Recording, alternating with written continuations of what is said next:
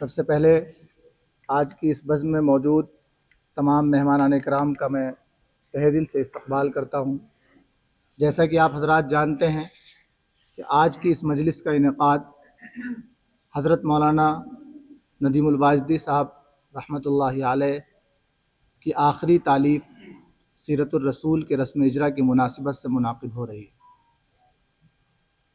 حضرت مولانا ندیم الواجدی رحمۃ اللہ علیہ کی ذات گرامی ایسی نہیں تھی جس سے لوگ واقف نہ ہوں۔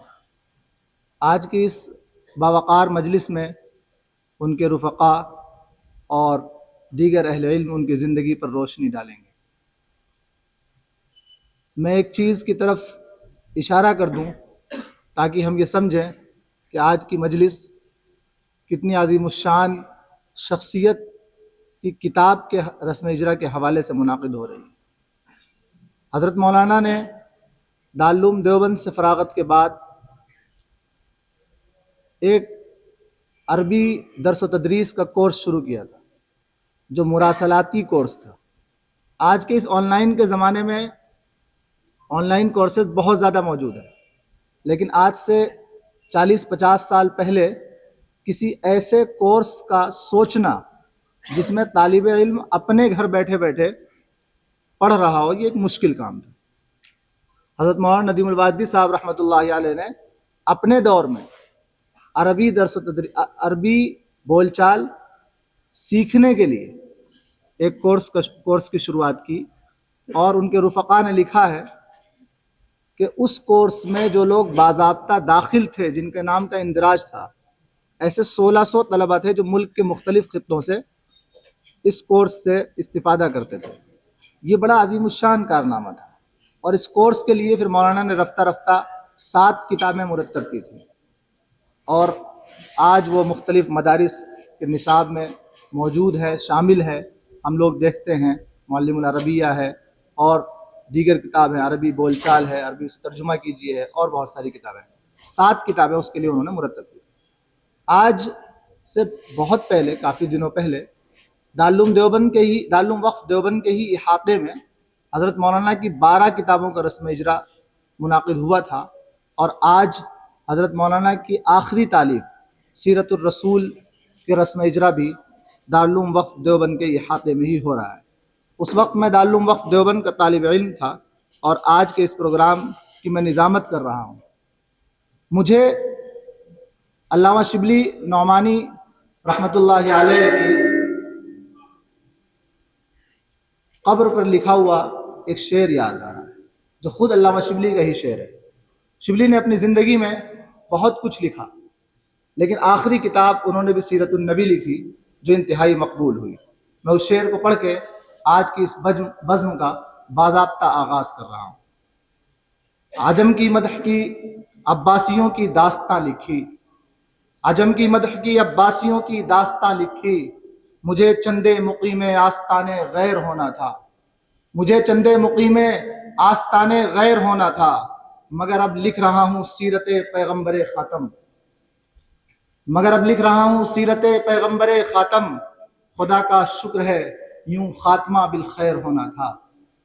اللہ رب العزت کے شکر سے بالکل اس شعر کے مصداق حضرت رحمۃ اللہ علیہ کی آخری کتاب سیرت الرسول پوری ہو گئی، اور اللہ رب العزت نے، جیسا کہ دنیا سے ہر کسی کو جانا ہے، حضرت رحمۃ اللہ علیہ کو اپنے دیار بلا لیا۔ آج کی یہ باوقار مجلس، جیسے کہ آپ حضرات کے علم میں ہے، حضرت مولانا ندیم الواجدی صاحب رحمۃ اللہ علیہ کی کتاب سیرت الرسول کے رسم اجرا کے سلسلے میں منعقد ہو رہی ہے۔ میں انتہائی ادب و احترام سے اپنے موقر مہمانان کرام سے درخواست کروں گا کہ وہ کتاب کی رونمائی فرمائیں، تاکہ رسم اجرا کی جو رسم ہے وہ باضابطہ ادا ہو جائے۔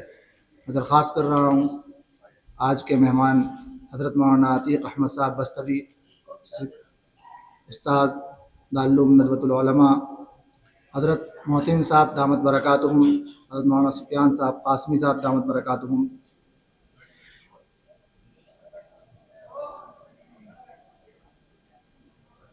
شکریہ، جزاک اللہ۔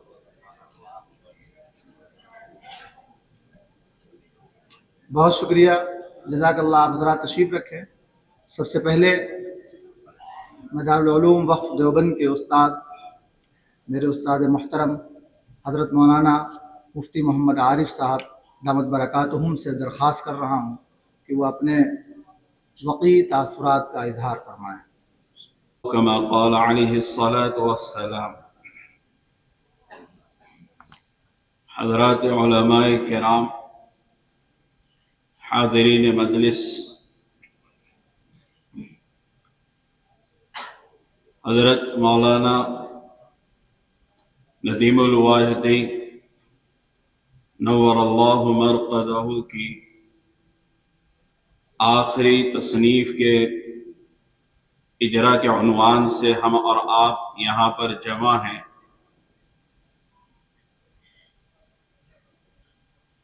اللہ تبارک و تعالی دنیا کے اندر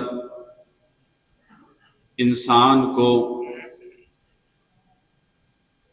جو عزت عطا فرماتے ہیں اس کا ایک ذریعہ مال ہوتا ہے اور دوسرا ذریعہ علم ہوتا ہے۔ مال بھی فانی، مال کے ذریعے ملنے والے عزت بھی فانی، اور علم کے بارے میں علماء نے لکھا ہے کہ یہ باقی الذکر ہوتا ہے، اور علم کے باقی الذکر ہونے کی زندہ مثال حضرت مولانا ندیم الواجدی علیہ الرحمہ کی وفات کے بعد ان کی اپنی زندگی میں جو علمی کارنامے انہوں نے انجام دیے ہیں وہ اہل علم کی نظر میں روز روشن کی طرح آیا ہے، اور اللہ تعالی کی بارگاہ میں انشاءاللہ حضرت مولانا کی یہ آخری تصنیف مقبولیت کی بھی علامت بنے گی، اور ان کے مرحوم اور مغفور ہونے کا بھی یہ ذریعہ بنے گی۔ آپ کو معلوم ہے کہ ہر انسان جب دنیا سے چلا جاتا ہے اس کا نامہ عمل بند کر دیا جاتا ہے، اور اس میں کسی طرح کا اجر و ثواب کے اعتبار سے رتی پر اضافہ نہیں ہو سکتا۔ لیکن جو حدیث میں نے آپ کے سامنے پڑھی ہے اس میں اللہ کے رسول صلی اللہ علیہ وسلم نے بیان فرمایا کہ اگر انسان 3 کاموں میں سے کوئی ایک کام کر کر جائے تو اس کے نامہ اعمال میں اجر و ثواب کا سلسلہ جاری رہتا ہے، وہ رجسٹر اور وہ اعمال نامہ بند نہیں ہوتا۔ نمبر 1، اس نے کوئی ایسا کام کیا ہو جو اس کے لیے صدقہ جاریہ بن چکا ہو۔ نمبر 2، اس نے کوئی علمی خدمت انجام دی ہو، کتابوں کی شکل میں یا اپنے تلامذہ کی شکل میں۔ اور تیسرے یہ کہ ایسی اولاد چھوڑی ہو کہ جو اس کے لیے دعا کرتی ہو۔ حضرت مولانا ندیم الواجدی علیہ الرحمہ اس حدیث کا بلا شک و شبہ مصداق تھے۔ ان کے قائم کردہ ادارے جیسے بنات کے لیے جو ان کا قائم کیا ہوا مدرسہ ہے، یا دارالکتاب کے ذریعے جو علم کی اشاعت کا ایک ذریعہ انہوں نے قائم کیا، یہ ان کے لیے صدقہ جاریہ، اور ان کی بے شمار تصانیف، اور بالخصوص رمضان المبارک کے اندر عوام الناس کے لیے ملک کے مختلف اخبارات میں قرآن کریم کی تفسیر کا جو ایک سلسلہ تھا، یعنی روزانہ جو 1.25 پارہ تقریباً تلاوت کیا جاتا ہے تراویح کے اندر، تو اس میں آج کی جو 1.25 پارے کی تفسیر کا خلاصہ ہے، اس کا جو نچوڑ ہے، وہ حضرت مولانا ندیم الواجدی علیہ الرحمہ بیان کرتے تھے، اور لوگ بڑے ذوق و شوق کے ساتھ اس کو پڑھتے تھے۔ اور ان کی تیسری چیز نیک اور صالح اولاد، جو آج پورے عالم کے اندر اپنی علمی خدمت کے ذریعے محتاج تعارف نہیں ہے۔ تو اس حدیث میں جو 3 چیزیں ایسی بیان فرمائی کہ مرنے والے کے جانے کے بعد بھی اس کے نامہ اعمال میں اجر و ثواب کا جو سلسلہ ہے بند نہیں ہوتا، بلکہ وہ برابر پڑھتا رہتا ہے اور جاری رہتا ہے، الحمدللہ ثم الحمدللہ، وہ اس کے ایک جیتا جاگتا نمونہ اور اس کا ثبوت ہے۔ آخری تصنیف رسول اکرم صلی اللہ علیہ وسلم کی حیات مبارکہ پر 1,500 سے زیادہ صفحات پر مشتمل اور بڑا آسان انداز، عام فہم انداز، جو نہ صرف اہل علم کے لیے ایک بہترین ذخیرہ ہے اور تحفہ ہے، عوام کے لیے بھی، کیونکہ سیرت کے اوپر جو کتابیں ہیں بڑے بڑے علماء کرام کی، بعض کی زبان بڑی ثقیل ہے، عوام کے لیے سمجھنا مشکل ہے، لیکن میں نے مختلف مقامات سے اس کتاب کا مطالعہ کیا، بہت اچھا انداز، بڑا سہل انداز، عوام الناس کے لیے بھی بے انتہا مفید۔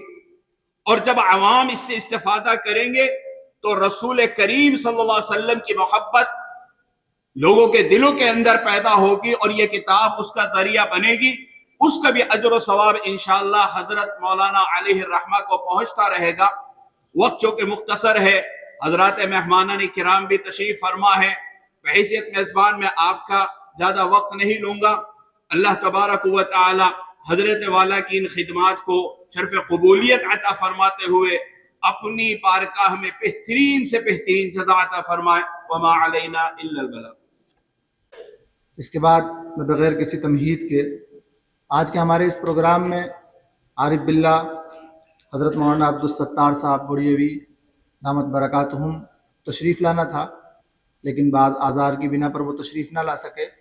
حضرت مولانا ندیم الواجدی صاحب رحمۃ اللہ علیہ کا روحانی تعلق آپ سے ہی تھا، حضرت آپ کے خلیفہ بھی تھے، تو آپ کے حفید محترم یعنی حضرت مولانا عبدالستار صاحب بڑیوی دامت برکاتہم کے حفید محترم مولوی عبدالسبحان صاحب سے میں درخواست کر رہا ہوں کہ وہ حضرت کا پیغام ہم سامعین کے سامنے پڑھ کر سنا دیں۔ مولوی عبدالسبحان صاحب تذکیر فرماتے، حقیقت یہ ہے کہ وہ عالم ربانی تھے، مجھے ان کی زندگی کے وہ آخری ماہ و ایام یاد آتے ہیں تو بے اختیار آنکھیں بھیگ جاتی ہیں۔ کس درجہ حسن ادب کا اظہار تھا، کس محبت سے وہ پیش آتے تھے۔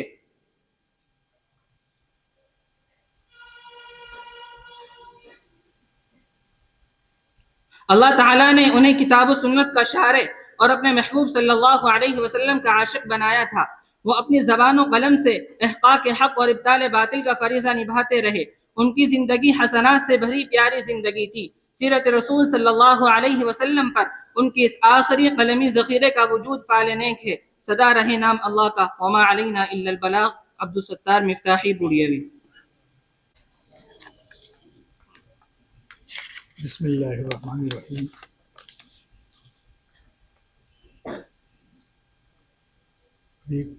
آپ لوگ مولانا نظیم الواجدی علیہ الرحمہ کے بارے میں گفتگو سن رہے تھے۔ میرے بعد بھی بہت سی بیشتر علمی گفتگو ہوگی۔ بھائی ندیم الواجدی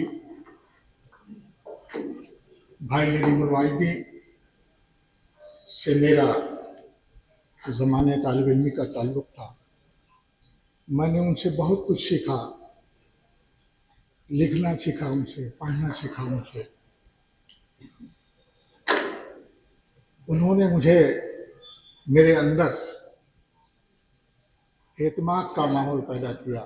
میں مضمون لکھتا تھا, انہیں اصلاح کے لیے دیتا تھا. وہ زیادہ کاٹتے پیٹتے نہیں تھے. میں یہ ابتدائی باتیں بتا رہا ہوں, آپ کی علمی گفتگو اور لوگ کریں گے. زیادہ کاٹتے پیٹتے نہیں تھے. ایک واقعہ مجھے یاد آیا کہ مضمون میرا عربی سے ترجمہ تھا, وہ میں نے ترجمہ کیا اردو میں. بھائی ندیم الواحدی صاحب نے اس کی اصلاح کی. ایک موقف سے روزے کو بھیج دیا گیا, اور غلطی اس میں یہ تھی. غلطی کیا تھی, صحیح بات یہ تھی کہ میں نے لکھ دیا تھا متعلم دارالعلوم دیوبند. وہاں سے بہت ہی اچھی اصلاح ہو کر کے ایک صفحے میں آئی, اور صحیح معنوں میں جھوم گیا کہ اصلاح اس کو کہتے ہیں. بھائی ندیم سے احترام کا تعلق تھا اور جھگڑے والا بھی تعلق تھا جو دوستی میں ہوتا ہے. میں نے کہا بھائی اصلاح اس کو کہتے ہیں, کیا کیا تھا آپ نے؟ میں نے آپ نے نہیں کہا تو میں نے تم نے کہا تھا, یہ کیا کیا آپ نے؟ تو انہوں نے کہا ایسا ہے سن, ایک صفحہ ہے یہ, اس کو فیئر کر دو, وہی والا جو تم نے پہلے لکھا تھا فیئر کر دیا. آپ یقین جانیے کہ ایک بڑا نام کی طرف سے مضمون بھیج دیا گیا, اسی سے روزے نے اسے چھاپا. انہوں نے کہا دیکھو مضمون تمہارا اچھا تھا, ترجمہ تم نے اچھا کیا, تو زبان بھی اچھی تھی, لیکن تم نے متعلم دارالعلوم لکھ دیا تھا. بھائی وہ ایڈیٹر ہیں, ان کو تو اصلاح کا حاصل ہے نا. آپ یہ بتائیے کہ اس طرح کا اعتماد انہوں نے میرے اندر پیدا کیا تھا. اور میں تحدیث نعمت کے طور پہ کہہ رہا ہوں کہ میری فیلڈ دوسری ہے, میں طب کا آدمی ہوں. طب میں تحدیث نعمت کے طور پہ کہہ رہا ہوں تاکہ بھائی ندیم الواحدی کے سلسلے میں کچھ روشنی پڑ جائے. میری کوئی 30 کتابیں ہیں طب میں اور اردو ادب میں, اور اس میں آپ زبان کا پڑھتا جو ہے بھائی ندیم کا پائیں گے. بھائی ندیم کے اندر ایک بڑی صلاحیت یہ تھی کہ بے وقت آپ یقین جانیے 2 لوگوں کو مضمون املا کرا سکتے تھے. ایک کو اردو ادب پہ 2 لوگوں کو بیٹھا لیا انہوں نے, ایک کو اردو ادب پہ بول رہے ہیں اور دوسرے کو تراجم کے مسائل پہ گفتگو کر رہے ہیں. بہت ہی وسیع المطالعہ تھے, بے انتہا مطالعے میں ان کے وسعت تھی. اور جب میں کوئی بھی تحریر لکھتا تھا, کوئی کتاب آئی بھائی ندیم, 1-2 کتاب کو بھائی ندیم کی طرف انتساب بھی میں نے کیا ہے, تو بہت خوش ہوتے تھے. وہ کہتے تھے کہ وسیم کچھ مسائل آئے ملازمت میں, ہر جگہ آتے ہیں, میرے یہاں بھی آئے, کہ وسیم تم ڈپارٹمنٹ کی ضرورت بن جاؤ. کتنی بڑی بات ہے, کہیں ڈپارٹمنٹ کی ضرورت بن جاؤ, اور جہاں بھی جاؤ 100% کرنے کی کوشش کرو, اور پرفیکشن لاؤ اپنے اندر, اور کثرت مطالعہ, کہتے ہیں کہ مطالعے کی خوب کیا کرو. اور ایک بات اور ان کی تھی کہ وہ فرمایا کرتے تھے کہ کوئی بھی کتاب پڑھو تو اس کا پیشرفت مت پڑھو, جو دوسرے لوگوں نے کچھ اس پہ آرا لکھے اسے مت پڑھو, تم پوری کتاب پڑھو, بعد میں جب ضرورت محسوس کرو تو انہیں اکابر کی تحریریں پڑھ لو, اس لیے کہ یہ تحریریں فکر و شعور کو متاثر کرتی ہیں. اور بہتر یہ ہے کہ اوریجنل رائٹنگ پڑھ کر کے تم ایک نظریے تک پہنچو. بھائی ندیم کا یہ معاملہ تھا. بھائی ندیم نے مجھے اپنی بیشتر کتابیں دی تھیں, میں نے پڑھا بھی, کچھ کتابوں کا تبصرہ بھی کیا میں نے. اب میں سیرت الرسول کی بات کروں, اس کا وہ تذکرہ کرتے تھے بھی. ہمارے وہ صاحبزادے نے اس کی زبان کی بات کی, زبان بہت پیاری تھی, سہل زبان ہے. ان کا مخاطب اخبار کے قاری تھے, اور ایک ہفتہ روزہ کالم تھا, اس میں یہ سیرت کی چیزیں نکالتے تھے. ابھی میرے ہمدرس مولانا عتیق احمد بستی صاحب سے اس کے مساجد کے سلسلے میں گفتگو ہوئی, ابھی مولانا بتائیں گے اس کے سلسلے میں. کچھ مراجع تھے, اس کے سلسلے میں گفتگو ہوئی, کچھ حوالوں کے سلسلے میں گفتگو ہوئی. اور سب سے بڑی بات یہ تھی, یہ سیرت جو ہے لکھنے کی ضرورت کیوں پڑی, اس پہ بھی انشاءاللہ روشنی پڑے گی. میں یہ کہہ رہا تھا کہ بہت پیاری بات کی, علامہ شبلی نعمانی نے ڈھیر سارے کام کیے, آخر میں انہوں نے سیرت النبی پہ کام کیا, جو ان کا उनके मग़फ़िरत का इंशाअल्लाह ज़रिया बनेगा। उसी तरह से भाई नदीम की किताब ये भी उनकी मग़फ़िरत का ज़रिया बनेगी। और मैं क्या बताऊँ, मौलाना फ़खरुद्दीन अलैहि रहमत के सेमिनार में उन्हीं को जैसे मैंने मकाला लिखा था और सोचा ये था कि मुलाकात हो जाएगी, लेकिन सर्दी के दिन थे, बच्चों ने कहा नहीं जाएगी, तबीयत खराब हो जाएगी, मुझे मैं थोड़ा बीमार भी चल रहा था। फिर मैंने जून में उनसे कहा कि मैं आना चाह रहा हूँ, मुलाकात करना चाह रहा हूँ। ये 2024 की बात है। उनका कि उसी में भी मत आओ, मैं शिकागो चला जाऊँगा, जब मैं अक्टूबर में आऊँगा तो इंशाल्लाह ज़्यादा दिनों के लिए आना। लेकिन फिर उनके बीमारी की खबरें आने लगी। मौलाना अतीक साहब से मेरी बात होती रहती थी, तो नहीं रहे इस दुनिया में, अफसोस होता है। अल्लाह ताला उनकी मग़फ़िरत फरमाए। और ये किताब जो उनकी आखिरी किताब है, ये उनके मग़फ़िरत का ज़रिया बने, वसीला बने। इन्हीं कलमात के साथ मैं अपनी बात खत्म करता की है और उनकी ज़ुबान अंग्रेज़ी है, इसलिए उनकी तकरीर भी अंग्रेज़ी में होगी। आप दुआ ये करें कि अल्लाह ताला उनको कई ज़ुबानों में महारत दे और अपने वालिद गिरामी के नक्श कदम पर चलते हुए पूरी दुनिया में इस्लाम के तर्जमान। मैं दरख्वास्त कर रहा हूँ अजीज़म अहमद यासिर नदीमुल वाजिदी से। Alaikum wa rahmatullahi wa barakatuh, respected elders and audience. I would like to share to you all my last memory with my grandfather, who I used to call Dada Abbi. My last memory with him was when he was in the hospital. He was lying in the hospital bed, and he couldn't move, and he couldn't speak, nor could he talk, but he could hear. So I held his hand, and my father told me to recite a few verses from the Quran. So I recited Surah Sad. My dad Abdi had one dream. He had one last dream in his life. That dream was to see me finish the Quran and finish my hifz, and to see me become a strong hafiz. My dad Abdi used to tell me that once I become a hafiz, he would throw a big party here in Deoband. But he told me a few things before his surgery too. He told me two things. The first thing he told me was to focus on my studies.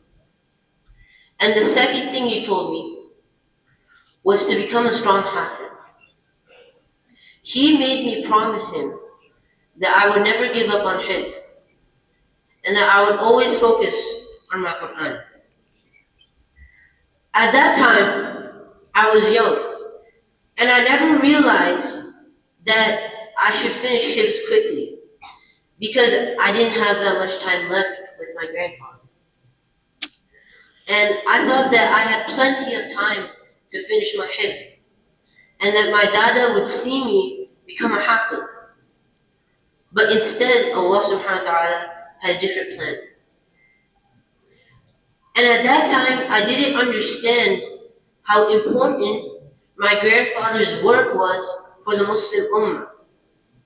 My grandfather's work was noble and respectable. His work was for the sake of Allah subhanahu wa ta'ala, and for only the sake of Allah subhanahu wa ta'ala. It was for the Muslims of the Muslim Ummah, and it was for those who seek knowledge. Now I understand that, and I regret it gratefully. In this book, my dada wrote the sirat of the Prophet Muhammad sallallahu alaihi wasallam.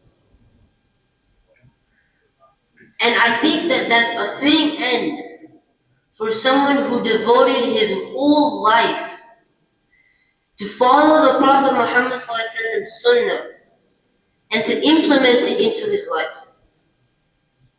And now his last book is about the Prophet Muhammad ﷺ.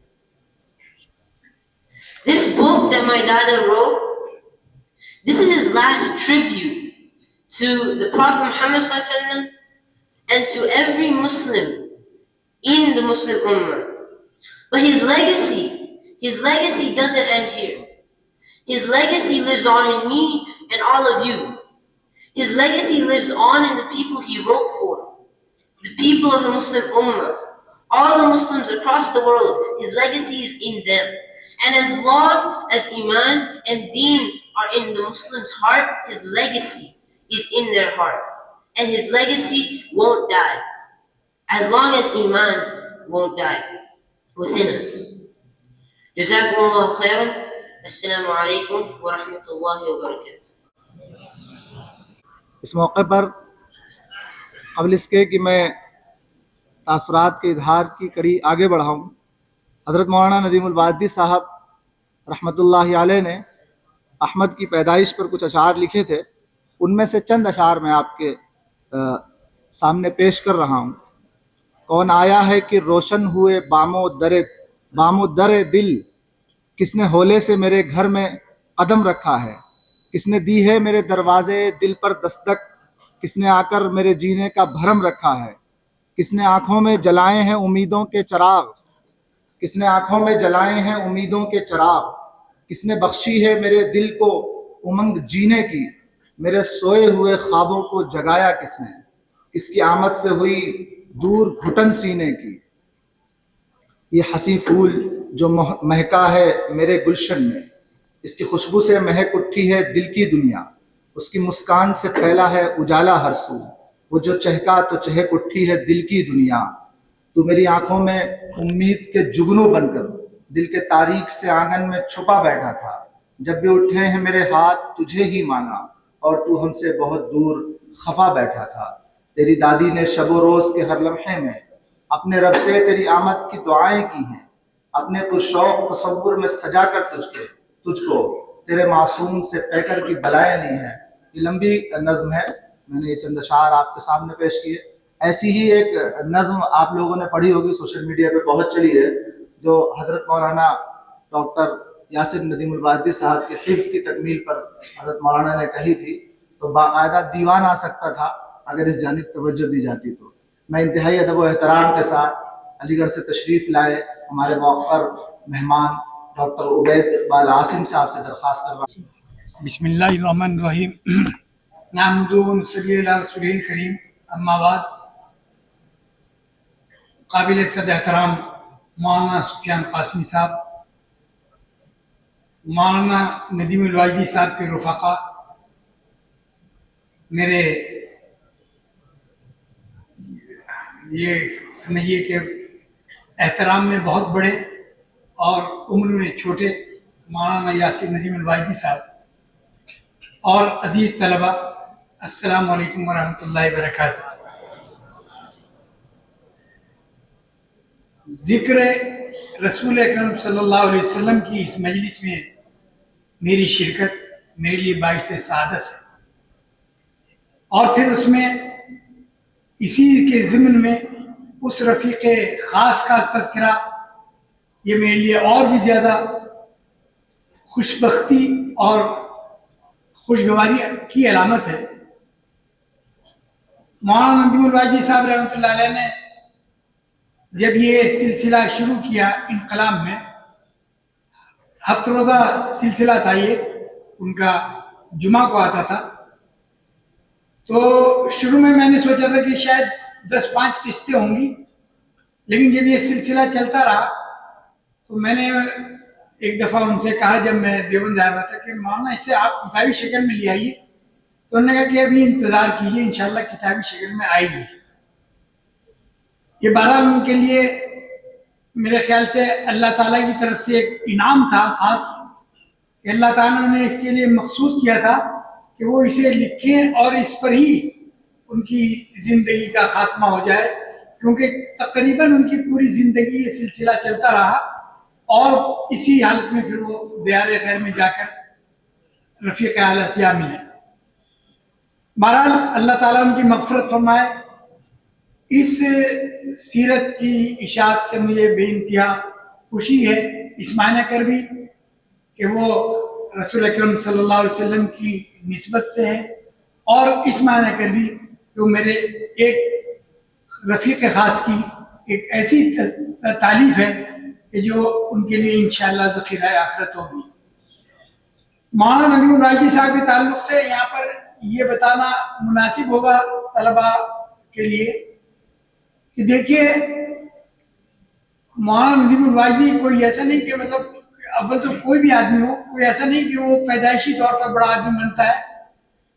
مولانا ندیم الراشدی کو ایک نسبت ملی تھی اپنے دادا اور والد کی، علمی گھرانہ تھا، اور پھر اللہ تعالیٰ نے انہیں سسرال بھی ایسی تھی کہ جو علمی گھرانہ تھا۔ یہ تو ایک ماحول تھا، لیکن ان کی جو اپنی ذاتی محنت تھی اس کا نتیجہ تھا کہ وہ دن رات اپنی تمام کاموں کو اس طریقے سے انجام دیتے تھے کہ اس میں ان کا بالکل ایک دم بہت ہی زیادہ مطلب وقت کا صحیح استعمال۔ آپ یہ دیکھیں کہ جب وہ دن میں بیٹھتے تھے کتب خانے میں تو ان کے دوست احباب آتے تھے، ہم جیسے لوگ، اور اس میں وہ باتیں بھی کرتے تھے، دنیا بھر کی باتیں بھی کرتے تھے، لیکن اپنے کام سے غافل نہیں ہوتے تھے۔ بدھ کے دن شام کو ان کا وقت ہوتا تھا وہ کالم لکھنے کا جو انقلاب میں بھیجا جاتا تھا ہر ہفتے۔ تو میں نے کئی دفعہ ان سے کہا تو انہوں نے کہا کہ مغرب بعد میں وہ لکھتا ہوں، اور پھر اس کے بعد اس وقت کس سے بات نہیں کرتے تھے، اندر والے کمرے میں چلے جاتے تھے کتاب کے وہی دارالکتاب کے اندر، اور پھر وہاں بیٹھ کر لکھتے تھے۔ تو اس سے میں بتانا یہ چاہتا ہوں کہ دیکھیے، اگر ہم اپنے کام کو اس طریقے پر انجام دیں کہ اس میں ہمیں وقت کا بھی خیال ہو اور وقت کا ہم خیال رکھیں، تو انشاءاللہ ہم جو ہماری نئی نسل ہے اس میں بہت سے ندیم الراشدی پیدا ہو سکتے ہیں۔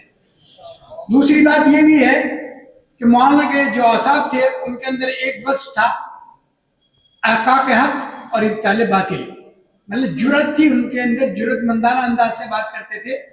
اگر کوئی بات انہیں ناگوار ہوتی تھی، کوئی بات ناپسند ہوتی تھی تو اس کو برملا کہتے تھے، اور اس میں کوئی کسی طریقے کی مخاصمت نہیں ہوتی تھی، مخالفت ہوتی تھی لیکن مخاصمت نہیں ہوتی تھی۔ تو جب وہ بات یہ کسی وجہ سے وہ بات ختم ہو جاتی تھی تو اس کے بعد ان کی بات بھی ختم ہو جاتی تھی، اور کوئی کسی سے کوئی اختلاف یا اس طریقے سے نہیں رکھتے تھے کہ اسے جو ہے ذاتی اناد اور دشمنی پہ محمول کیا جائے۔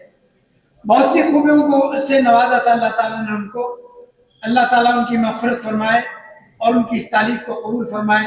وقت کم ہے، باتیں بہت زیادہ، اور مجھے اس بات کا احساس ہے کہ میرے بڑے بہت ہی یہاں پر جتنے بھی حضرات موجود ہیں، میں تو ایک طالب علمانہ سے گزارش تھی آپ حضرات کے سامنے، اور یہ ان کے تئیں خراج عقیدت بھی ہے، خراج تحسین بھی۔ اللہ تعالیٰ ان کی مغفرت فرمائے، ان کے درجات بلند فرمائے، اور ان کی تمام کتابوں کو شرف قبولیت سے نوازے۔ السلام علیکم ورحمۃ اللہ۔ بہت شکریہ، جزاک اللہ۔ میں دیوبند میں ہوں، اور دیوبند میں کسی بھی اسٹیج پر اتنی شخصیات موجود ہوتی ہیں کہ میں سمجھتا ہوں دنیا کے کسی خطے میں بھی نظامت کرنا اتنا مشکل نہیں ہے جتنا دیوبند ہے۔ آپ کے لیے یہ مشکل ہو جاتا ہے طے کرنا ہے کہ کس سے بات سنیں اور کس سے نہ سنیں۔ بہرحال میں کوشش کر رہا ہوں کہ پروگرام کو جلد از جلد اپنے مہمان مکرم کی طرف لے جاؤں۔ درخواست کر رہا ہوں دہرادون سے تشریف لائے حضرت مولانا مفتی رئیس احمد صاحب سے، جو منتظم ہیں، محتمم ہیں جامعۃ السلام الاسلامیہ دہرادون کے۔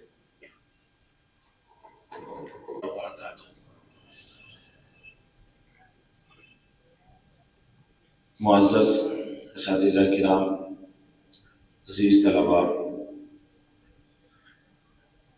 قرآن عظیم کے اندر اللہ جل شانہ نے نبی کریم علیہ السلام کے لیے فرمایا وَرَفَعْنَا لَكَ ذِكْرَكَ،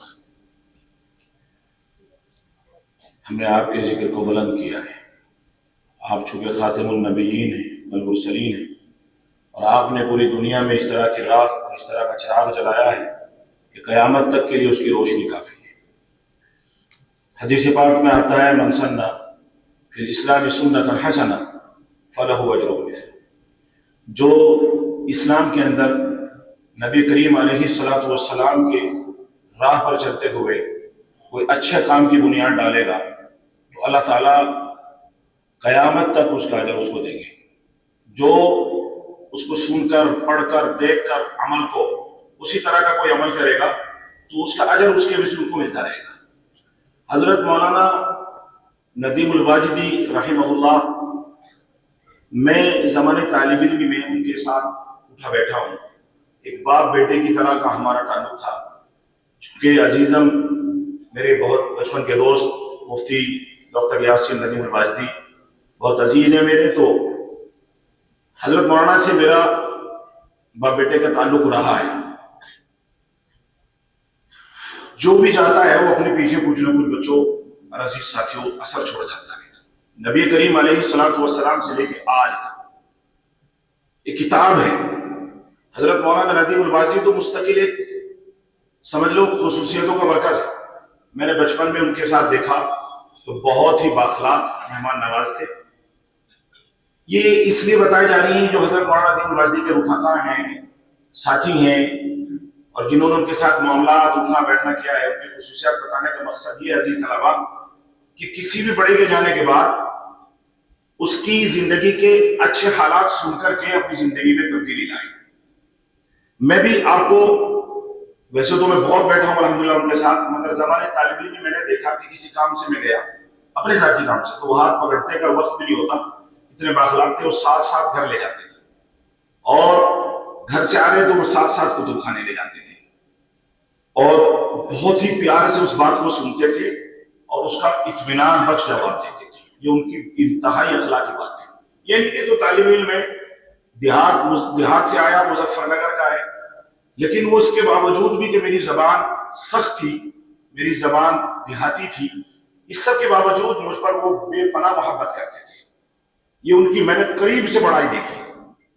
پھر میں نے ان کو قریب سے دیکھا ہے کہ وہ بھی، ہم چھوٹے تھے وہ بالکل ینگ تھے، جوان تھے، ایک منٹ بھی وہ اپنا ضائع نہیں کرتے تھے. آج ہم دیکھ لو موبائلوں پر لگے رہتے ہیں اور نہ جانے کیا کرتے ہیں. وہ ہم سے بات بھی کر رہے ہیں اور اپنا کام بھی کر رہے ہیں. ہم اپنی زندگیوں میں لائیں کہ حضرت مولانا ندیم الواجدی کو میں نے واللہ قریب سے دیکھا ہے کہ وہ اپنا کوئی گھنٹہ کوئی لمحہ ایسا نہیں ہوتا تھا. ان کے ہر ٹائم ٹیبل بندے ہوئے تھے. کھانا کس وقت کھانا ہے، سونا کس وقت ہے، لکھنا کس وقت ہے، گھر والوں سے بات کس وقت کرنی ہے. اور سب سے جیسے حضرت ڈاکٹر صاحب نے فرمایا وہ ہنستے بھی تھے اور سب کے ساتھ باتیں بھی کرتے تھے. کسی کو احساس نہیں ہوتا تھا. یہ انسان کے بے حد خلاق اور باکمال ہونے کی دلیل ہے. دوسری بات ان کے اندر میں نے یہ دیکھی کہ سچ میں وہ نبی کریم علیہ السلام نے فرمایا کہ بھئی معافی ایک بہت بڑا عمل ہے، معاف کرنے کو اللہ کے نبی نے پسند فرمایا. میں جب پڑھ کے فارغ ہوا تو ان کے ساتھ میرے معاملات بہت رہے. ایک مرتبہ ان کے ساتھ یہاں دیوبند میں معاملہ ہوا. ان کو کوئی زمین تھی اور وہ کسی نے ان کو دے دی تھی، لیکن انہوں نے اس پر قبضہ نہیں کیا یا قبضہ کیا تھا کچھ دنوں کے بعد انہوں نے پھر اس میں ٹریکٹر چلا کے پھر اپنے قبضے میں لینے کی کوشش کی. اب یاسر ندیم امریکہ جا چکے تھے، انہوں نے مجھے بلایا چونکہ میری ان کی قریبی دوستی ہے. تو جب انہوں نے مجھے بلا کر کے مجھ سے کہا کہ میرے ساتھ تو ایسا ایسا ہو گیا، کیا کرنا چاہیے؟ میں نے کہا فکر نہ کریں. یہاں ایک بہت ہی اچھے ڈی ایم تھے سہارنپور میں اور ایس ایس پی بھی. تو میں نے ان سے ذرا کہا کہ مولانا تو بہت خلاق اور بہت اچھے آدمی، بڑے آدمی، ان کے ساتھ ایسا ہو گیا اور یہ آدمی تو سچ بولتا ہے، جھوٹ بول ہی نہیں سکتا. ان کے پاس رجسٹری ہے، داخل خارجی ہے، سب کچھ ہے. تو جب ان کا انتظام صحیح بدلنے کا وقت آیا تو مجھے بلایا، کہہ رہے تم نے کیا کیا؟ میں نے کہا حضرت وہی کیا جو کرنا چاہیے تھا، آپ دیکھ لینا وہ ہاتھ پیر جوڑتے پھریں گے آپ کے. کہہ رہے بالکل نہیں، بالکل نہیں، میں نے یہ نہیں کہا تھا آپ کو. اور مجھے بڑی سنجیدگی سے محبت سے فرمایا معاف کرنا بہت بڑا عمل ہے، میں ان کو بے عزتی نہیں ہونے دوں. اپنی زمین میرا اور آپ جیسا کوئی ہوتا تو فوراً کہتا ہاں ان کا بالکل دلال کیا جائے، چاہے پیسے بھی لگ جائیں، ان کا مزید دلال کیا جائے. لیکن اس کو کہتے ہیں میں ان کی زندگی سے سمجھ میں آیا کہ طاقت ہوتے ہوئے انسان کو معاف کرنا اصل معافی ہے. مجھ سے کہا کہ نہیں مومن کی بے عزتی ہوگی، وہ میرا دیوبندی ہمارے ہیں، اچھے خاندان سے ہیں، اگر آپ یہ کرو گے تو ان کی بے عزتی ہوگی، توہین ہوگی. نہ زمین چلی جائے کوئی بات نہیں، لیکن یہ کام سلسلہ ایک دم بند کر دیجیے آپ. یعنی مجھ سے شروع کرایا اور جب وہ بالکل صحیح وقت میں آ گیا فوراً بند کرا دیا. اندازہ لگا سکتے ہیں آپ کس قدر آدمی کے دل میں خوف خدا کے یہ اخلاق کے یہ کہ وہ کام خود بدلہ لینے کا وقت آیا اور انہوں نے مجھے منع کر دیا اور اس میں وہی چیپٹر کو بند کر دیا، کلوز کر دیا. پھر عزیز طلبہ، یہ تو صاحب علم حضرت مفتی صاحب ہمارے باپ کے مانند ہیں، ان کے سامنے ہمیں بولتے ہوئے بھی عجیب لگتا ہے، یہ سارے اساتذہ بیٹھے ہیں. میں صرف آپ سے مخاطب ہوں کہ اپنی زندگیوں میں اپنے بڑوں کے نقوش کو لائیے کہ سچ میں معاف کرنے کا، اپنے وقت کو کامیاب ترین وقت سمجھنے کا اور اس کو کام میں لانے کا اپنا جو ہے وہ بنائیے. تو امید ہے کہ یہ جو نقوش آپ کو سنائے جا رہے ہیں حضرت مولانا ندیم الواجدی کا، یہ جو بھی بڑا چاہتا ہے اس کی سوانح حیات لکھی جاتی ہے، وہ صرف اس لیے لکھی جاتی ہے کہ وہ رہتی دنیا تک جو ہے ان کی خصوصیات کو جو بھی سنے اپنی زندگی میں لائے. اور مولانا نے تو آخری عمل ایسا کر کے دکھایا، اللہ ہی نے لکھا تھا ان کے لیے کہ وہ ان کے بیٹے، دیکھا نہیں آپ نے، جیسے خود تھے اور جس طریقے سے انہوں نے اپنی زندگی کو کامیاب کیا، ڈاکٹر یاسر ندیم الواجدی بھی اللہ نے ایسا ہی ان کو کامیاب ترین ہیرا عطا کیا جو پوری دنیا کو ڈیفائن کرتا ہے، پوری دنیا کے لیے جو ہے طلبہ کے لیے مسئلہ رہا ہے. انہوں نے جب وہ ایک بہت بڑا کالج امریکہ میں خریدا تو وہ اس کی خوشی میں وہاں گئے اور وہی وہ فوت ہو گئے. انا للہ و انا الیہ راجعون. وہ بھی قومی اور ایک ہمارے ہندوستان کا، پورے ہندوستان کا نام روشن کرنے والا معاملہ تھا، اور اس کی ان کو بے انتہا خوشی تھی کہ میں اس میں جاؤں اور اس کے اختتام میں شریک ہوں. اللہ نے ان کو لکھا کہ وہ جاتے جاتے سیرت الرسول صلی اللہ علیہ وسلم کا کارنامہ آپ نے دیکھا، کیسی کیسی عربی بولیے، عربی بول چال، طلبا کے لیے کتنے راستے انہوں نے کھولے اپنی زندگی بنانے کے. لیکن آخر میں زندگی کا ماحصل یعنی بالکل لبے لباب وہ آخر ہمیں دے گئے، یعنی سیرت الرسول صلی اللہ علیہ وسلم. آخر وقت میں بتایا کہ اپنی زندگی میں سب علوم فنون سب پڑھیے، مگر آخر میں سیرت رسول کا مطالعہ کریے تاکہ پوری زندگی کا محصول ہمیں حاصل ہو جائے. اللہ تعالی ہم سب کو نبی کریم علیہ السلام کی زندگی اور سیرت پاک کی اس کتاب سے پڑھ کر کے اس پر عمل کرنے کی توفیق عطا فرمائے، اور حضرت مولانا ندیم الواجدی کے لیے اور جو ہے ذریعہ اور ان کے خاندان کے لیے ذریعہ نجات بنائے. وما علینا الا البلاغ المبین. استاد حضرت مولانا مفتی عبدالرزاق صاحب امروہوی سے درخواست کر رہا ہوں کہ وہ اپنے تاثرات کا اظہار فرمائیں. حضرت مولانا سے درخواست ہے کہ کتاب پر اصل تبصرہ فرمائیں، کیونکہ آپ نے کتاب پڑھی بھی ہے، دیکھی بھی ہے.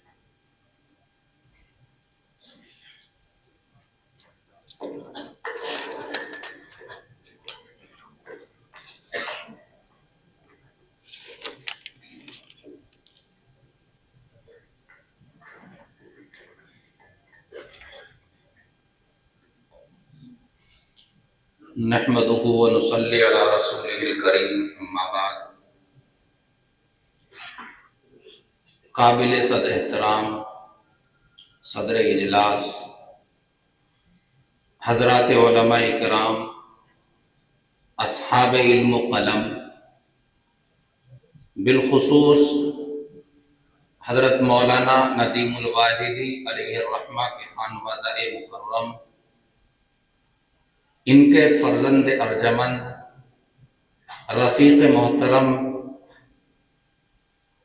حضرت مولانا مفتی یاسر ندیم صاحب دامت برکاتہم العالیہ، السلام علیکم ورحمۃ اللہ وبرکاتہ. آج کی یہ بابرکت نشست محض ایک کتاب کے رسم اجرا کی تقریب نہیں ہے، بلکہ علم و محبت، اخلاص و وفا اور نسبت رسول کی تجدید کا ایک قیمتی اور سنہرا لمحہ ہے.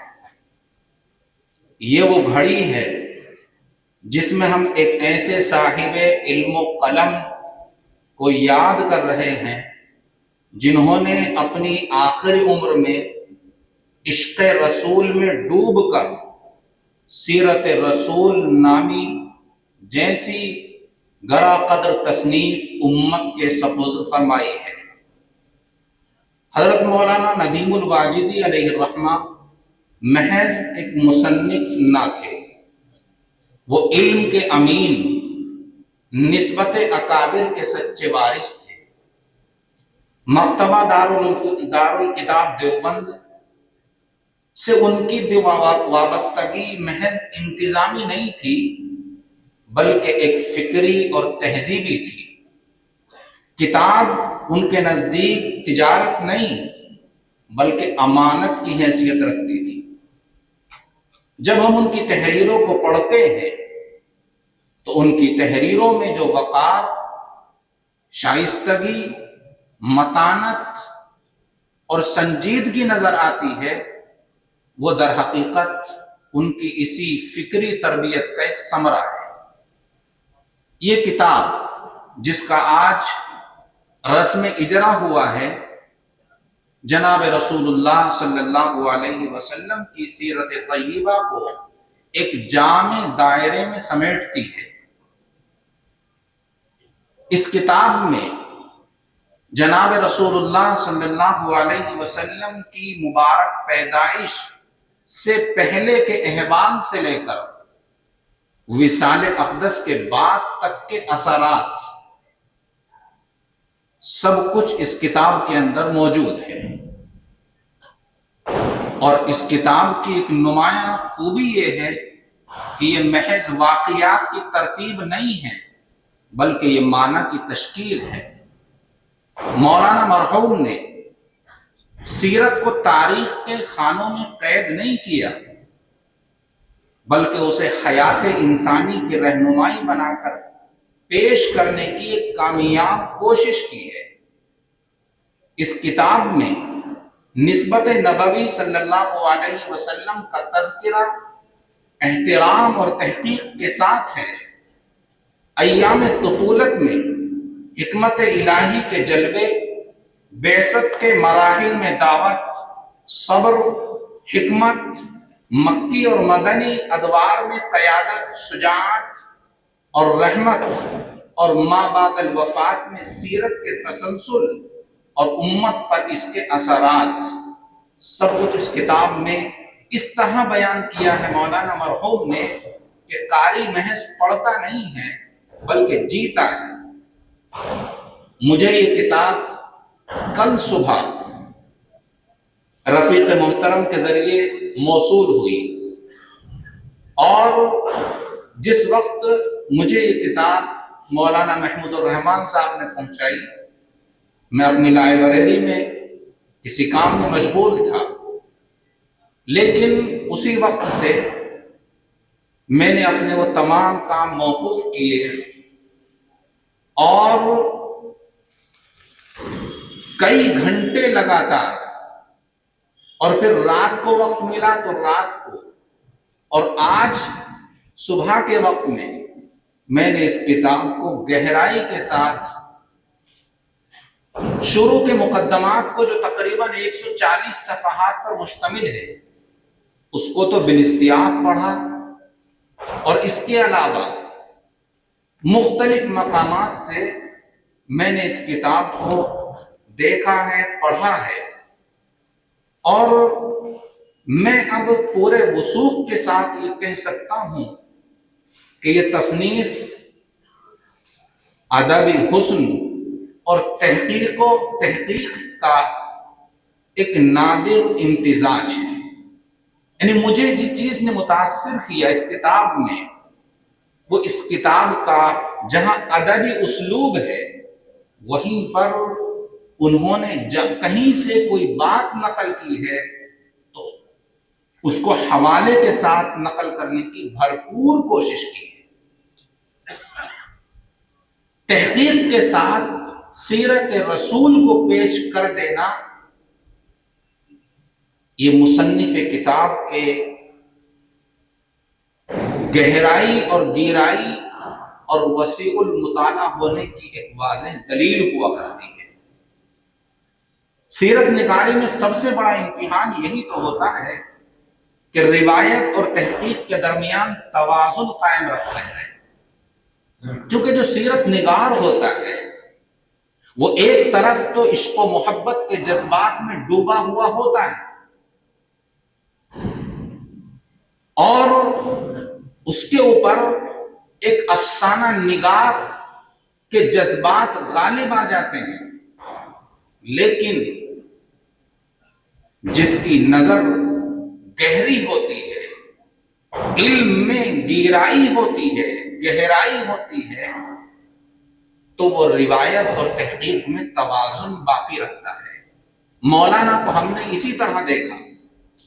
مولانا مرحوم نے مصادر کے انتخاب میں بڑی احتیاط، حوالہ جات میں دیانت، چونکہ میرا مزاج یہ ہے کہ جس کتاب کو مجھے تنقید سے پڑھنا ہوتا ہے تو میں اس کتاب کے حوالوں کی مراجعات بھی کر لیتا ہوں، اس لیے میں یہ جملہ لکھ رہا ہوں بڑے اعتماد کے ساتھ کہ مولانا نے مصادر کے انتخاب میں احتیاط، میری مراد احتیاط سے یہ ہے کہ یوں ہی کسی مصنف کی کتاب کا حوالہ نہیں دیا، بلکہ ان کی نظر سیرت ابن ہشام جیسی مائع ناز کتابوں پر ہے، اور ان کے جب مآخذ کو میں نے تلاش کیا، عمومی طور پر سیرت میں لکھی جانے والی جو عربی کتابیں ہیں اور اصلی مصادر اور مآخذ کی حیثیت رکھتی ہیں، ان کتابوں سے انہوں نے مراجعات کی اور وہاں سے مآخذ لیے۔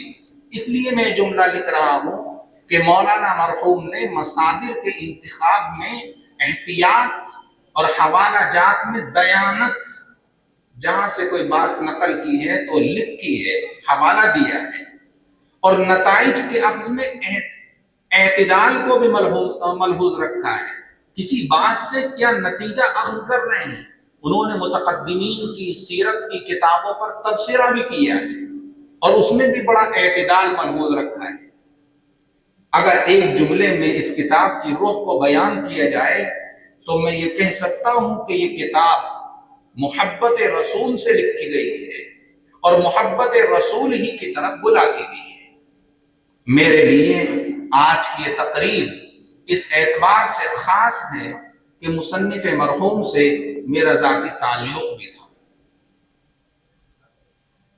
چونکہ مولانا مرحوم کا مکان اور میرا مکان دیوبند میں بہت دور نہیں ہے، صرف 1-1.5 منٹ کی دوری پر ہے، اور اتفاق کی بات ہے جب مولانا کو سال گزشتہ امریکہ کے سفر پر جانا تھا تو اگلے دن مولانا کی فلائٹ تھی، اور شام کو مغرب بعد مولانا نے مجھے کال کی کہ کیا معلوم ہوا کہ ہم نئی کار لے کر آئے ہیں، آؤ ذرا اس کی خوشی میں مٹھائی کھا لو۔ تو میں عشاء کی نماز کے بعد مولانا کے یہاں گیا، اور انہوں نے جیسا ان کا مزاج تھا، تواضع انکساری کے ساتھ بڑی اچھی ضیافت کی، لیکن وہ ہماری آخری ملاقات ثابت ہوئی۔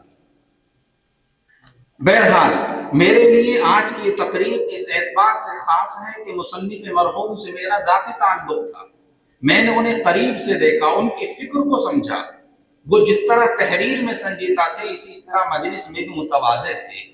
آج اس تقریب کے انعقاد میں جناب رفیق محترم مفتی یاسر ندیم صاحب دامت برکاتہم کی کاوشیں قابل تحسین ہیں۔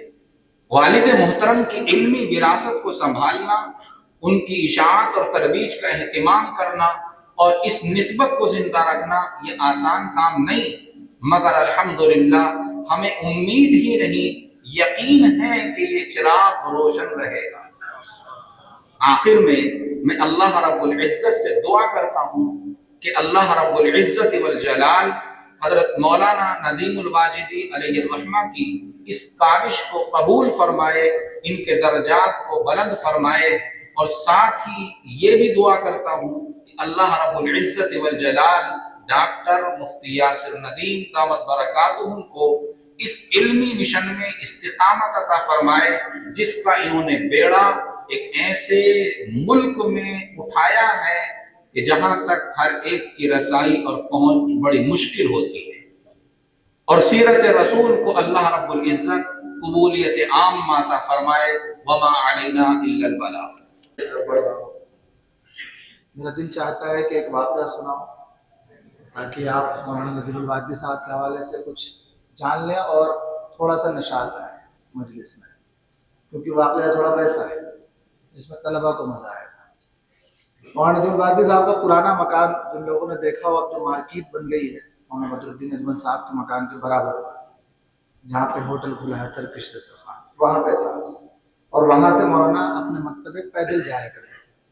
سامنے کرائے پہ طلبہ رہتے تھے، وہاں ممبئی کے کچھ بچے رہتے تھے، اب وہ مولانا ہو گئے ہیں اور اپنے حلقے میں بڑا کام کر رہے ہیں۔ جو بچے جن کا میں تذکرہ کر رہا ہوں، مولانا داؤد صاحب ہے، مولانا فیضان صاحب، یہ بڑے شرارتی بچے تھے، نوٹ کیجیے گا۔ تو انہوں نے کہا یار یہ روزانہ ان کا ٹائم ہے 9 بجے نکلتے ہیں اور 1 بجے واپس۔ کوشش یہ کرنی ہے کہ مکتبے پہ ٹائم پہ نہ پہنچے، اور یہ اتنے شرارتی بچے تھے کہ ان کی شرارت مشہور تھی دیوبند میں۔ اللہ اب کام لے رہا وہ الگ بات. تو کیا معمول بنایا کہ 3 بچے طے ہو گئے, مولانا گھر سے نکلے اور تھوڑا سا چلے, وہ جی مولانا بخاری کتنے کی, انہوں نے چلتے چلتے بتا دیا اتنے کی ہے. دوسرے نے اسکرین ڈیل پہ پوچھ لیا کہ جی وہ ترمذی لینی تھی کتنے کی, بتا دیا. تیسرے نے جو ہے مسجد رشید سے آگے پوچھا جی ابو داؤد چاہیے تھے کتنے کی, ہاتھ پکڑ لیا. تم تینوں میرے ساتھ چلو, میں تمہیں ساری ریت لسٹ دکھانے پہ دوں, کیونکہ تیسرے تک وہ سمجھ گئے کہ یہ میرے ساتھ شرارت کر رہے ہیں. یہ مولانا ندیم البادی صاحب تھے. اچھا, ان سے ہر آدمی کا تعلق الگ تھا. اہل علم سے علمی تعلق تھا. دیوبند میں ان کے دوستوں کا ایک گروپ تھا, کھاؤ گروپ, ان سے الگ تعلق تھا. الگ شخصیت میں ہر جگہ الگ شخصیت ہے. ہمارے دوستوں نے ایک تجربہ کیا, اس کے بعد میں مہمان مکرم پر جاؤں گا. تجربہ یوں کیا کہ یہ مولانا لکھ کے بولتے ہیں, اچانک بلائیں کسی مجلس میں, اور یہ دیکھیں کہ مجلس کے موضوع کے اعتبار سے بول پاتے ہیں. تو عشاء بعد کا پروگرام ہے محمود ہال کا, اور عشاء کی اذان پہ فون کیا کہ مولانا کوئی مہمان ہمارے پاس ایسے ہے نہیں, آپ تشریف لے آئیے گا. ان کا معمول تھا کہ 10 بجے رات تک آپ چاہے بلا لیں, کسی بھی پروگرام میں آ جائیں گے, 10 بجے اٹھ کے چلے جائیں. کتنا ہی اہم پروگرام چل رہا ہو 10 بجے وہ کہنے لگے ٹھیک ہے میں نماز پڑھ کے آ جاؤں گا. نماز پڑھ کے جب وہ پہنچے ہیں تو میرے دوست ان کا نام ہوگا تو ناراض ہو جائیں گے, اس لیے نام نہیں ہو.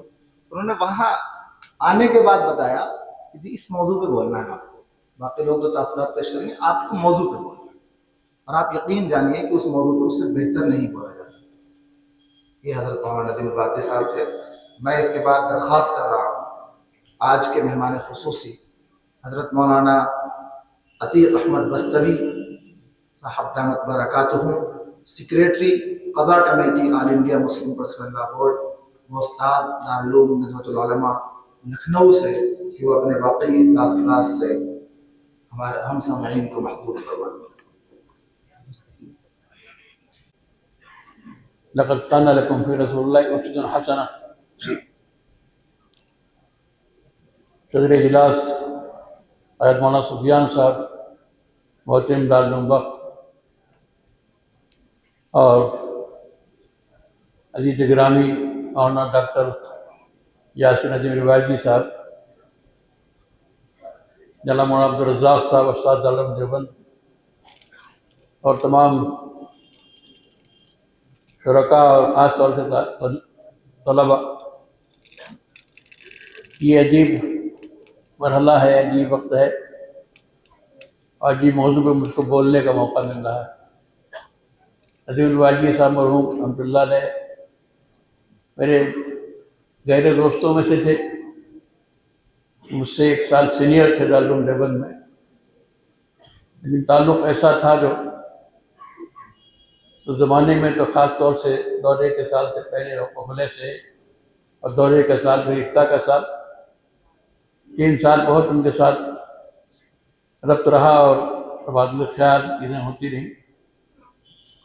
اور اس کے بعد فراغت کے بعد بھی تمام مراحل میں وہ ہم ایک دوسرے سے مربوط رہے. جہاں بھی رہے وہ کس طریقے سے فراغت کے بعد حیدرآباد گئے پڑھانے کے لیے, پھر دیوبند آئے. یہاں جشن کا فیصلہ ہوا تھا, جشن دارالعلوم کے جشن سرسالہ کا, اور اس کی تیاری میں پھر ان کو بلایا گیا تھا, میرا بھی اس میں نام تھا. وہ سب مرحلے ان کے میرے سامنے ہیں. اور اس کے بعد پھر جو حالات ہوئے, جو صورتحال بنی جشن کے بعد, ناگوار صورتحال, تکلیدہ صورتحال, وہ بھی ہمارے سامنے. اور ندیم البادی صاحب ظاہر ہے دارالعلوم دیوبند کے بہت نمایاں فارغین میں تھے. اپنی جماعت میں اس سال جو طلبہ دور حدیث میں اول آئے, 2 طلبہ تھے جن کے برابر نمبر تھے. ایک تو مولانا ندیم البادی صاحب تھے, دوسرے مولانا عقیل صاحب جو میرٹھ میں مولانا عبداللہ قریشی صاحب کے مدرسے میں مدرس ہیں. دونوں کے نمبر برابر تھے اور پڑھنے میں بہت ممتاز تھے. اس کے بعد ہماری جماعت تھی. تو ایک بات تو یہ کہنا ہے کہ ہمارے مدارس کے وہ فضلہ جو ٹاپر ہوتے ہیں، منتہی ہوتے ہیں، وہ بھی بس اوقات حالات سے گزرتے ہیں. ایسا نہیں ہے کہ کوئی یقینی صورتحال ان کے سامنے ہو، وہاں کہاں سچ ہوں گے، کیا ہوگا. جو ایک چیز ہونی چاہیے ہمارے مداروں میں کہ اپنے کم سے کم ذہین ترین طلباء کی خبر گیری کریں اور ان کے لیے ہم جگہ نکالیں، ان کی صلاحیتوں کا استعمال کریں. اس پہلو سے کبھی تھی، پہلے بھی تھی، آج بھی ہے. ان کا زمانہ مجھے یاد ہے، کس طرح انہوں نے شروع سالوں میں کیا کیا نہیں کیا. لیکن علمی ذوق تھا، علمی لائن ہی سے محنت کر سکتے تھے. ان کے والد صاحب ایک بڑے عالم تھے، دادا بڑے عالم تھے، اور ظاہر ہے کہ بزرگ لوگ تھے، اور علم کے لیے ظاہر مالی لحاظ سے کمزور تھے، کوئی بڑا سہارا بن نہیں سکتے تھے. اپنی محنت سے سب کچھ انہوں نے کیا. مجھے کہنے دیجیے، ہمارے طلباء کے لیے جو اس کی بات ہے، سیکھنے کی چیز ہے کہ آدمی خود جب طے کرتا ہے کہ ہمیں کچھ کرنا ہے، کچھ فیصلہ لیتا ہے، مشوروں کے بعد اللہ سے رجوع کرتا ہوتا ہے، اللہ تعالیٰ راہیں کھولتا ہے. راہیں اور منظریں اتنی آسان نہیں ہیں کہ آپ نے پڑھ لیا تو پڑھنے کے بعد ہر جگہ آپ کو اعزاز ملے گا، اچھی جگہ مل جائے گی. مشکلات ہوتی ہیں، اور اچھے فارغین جو ٹاپر ہوتے ہیں، جنہوں نے جو ہے اپنی جماعت میں نمبر 1 حاصل کیا، نمبر 2 حاصل کیا ہے، وہ بھی حالات کا شکار ہو جاتے ہیں. کتنے اسی میں گم ہو جاتے ہیں، مایوس ہو جاتے ہیں، کسی اور لائن میں چلے جاتے ہیں. لیکن مولانا نذیر واجدی صاحب حوصلہ شخص تھے، اور انہوں نے خود اپنی زمین بنائی، محنت کی. پہلے طلباء کے لیے ایک نصاب تیار کیا عربی بول چال کا، اس میں لگے رہے. کتاب قائم کیا، رابطے قائم کیے. ایک عالم کے لیے دکان پہ بیٹھنا اس طرح سے جیسے بیٹھتے تھے، ایک ایسی بات نہیں تھی جو کافی زیادہ عزت کی بات مانی جاتی ہے، لیکن نہیں، انہوں نے فیصلہ کیا تھا، پوری محنت کی، جدوجہد کی، نصاب بنایا، کتابیں گیا مرتب کی، شائع کی، ممبر سازی کے لیے دوڑ بھاگ کی. میں مرادآباد میں تھا 3 سال، مادیہ میں کم سے کم سال میں 2-3 بار تشریف لاتے تھے، کئی روز وہاں رہتے تھے. جو مدارس وہاں ہیں، مدارس سے رابطہ قائم کرنا مسلسل ان کی جدوجہد جاری تھی. تو جدوجہد کرنا بہت بڑی چیز ہے. ہمارے طلباء کو خاص طور سے سیکھنا چاہیے ان کی زندگی سے کہ ہمیں کچھ اگر بننا ہے تو محنت کرنی ہے، جدوجہد کرنی ہے، نئے راستے نکالنے ہیں، نئے مواقع پیدا کرنے ہیں، تب جا کے آدمی آگے بڑھتا ہے. مولانا نذیر واجدی صاحب سے میرا تعلق بہت طویل رہا، اور مولانا یاسر صاحب کی فرمائش سے میں نے مضمون بھی لکھا، 30 صفحات کا فرشتے پہ مضمون ہے، جو ان کے حوالے میں نے کر دیا ہے. حالانکہ بہت سی باتیں رہ گئی ہیں، لیکن جو یادیں تھیں، اہم چیزیں تھیں، اس میں سمیٹنے کی کوشش کی ہے. تو جب یہ کوئی چیز شائع ہوگی انشاءاللہ اس کو آپ پڑھیں گے. ان کی زندگی کا اتار چڑھاؤ، ان کی وسوہ بندی، ان کی محنت، یہ ساری چیزیں اس میں آپ کو دیکھنے کو ملیں گی. اس وقت ابھی جو موضوع ہے آپ کے سامنے، انہوں نے جو آخری کتاب لکھی ہے جس کا ابھی اجرا ہوا ہے، سیرت الرسول کا، اس کے بارے میں کچھ باتیں آپ کے سامنے عرض کرنے کی خواہش ہے. اور میں عزیز طلباء سے خاص طور سے کہتا ہوں کہ سیرت نبوی کے حوالے سے جو کتاب یہ آئی ہے، مجھے اسے پڑھنے کا اتفاق تو نہیں ہوا کہ آپ کی زیارت کی میں نے مقدمہ جو تمہید وغیرہ ہے پڑھ لی ہے، جتنے بھی دیکھ لی ہیں. تو جو انہوں نے کتب سیرت کا تعارف کرایا ہے، مصادر سیرت کا بڑا احاطہ اس میں ہے. ابھی آپ نے مولانا عبدالرزاق صاحب سے تفصیل تدریس کی. واقعہ ہے کہ جو بھی موجود مراجع ہیں عربی کے، اردو کے، ان سب سے استفادہ کیا ہے انہوں نے، اور تمام اہم کتابوں کا احاطہ کرنے کی کوشش کی. اور وہ مکمل کتاب سیرت ہے، اول سے آخر تک رسول اللہ صلی اللہ علیہ وسلم کی زندگی، ابتدائی زندگی سے لے کر رسالت سے پہلے، اس کے بعد پھر اخیر تک جیسے کتاب سیرت کی بھرپور ہوتی ہے، مکمل سیرت کی کتاب ہے اور عام فہم زبان میں ہے. زبان بہت ہی آسان ہے اور خوبصورت زبان ہے، دلکش ہے، اور ایسی زبان ہے کہ اس کو ہر آدمی سمجھ سکتا ہے، علماء بھی، طلباء بھی، اور عام اردو خان بھی اس کو پڑھ سکتے ہیں. ظاہر ہے مصنف کو اس کا موقع نہیں ملا کہ وہ خود اپنا مقدمہ اس انداز سے لکھے کہ کیا محرکات تھے اس کتاب کو لکھنے کے اور کیا خاص پس منظر تھا. کتاب کا مطالعہ کرنے کے بعد اس کو لکھا جا سکتا ہے.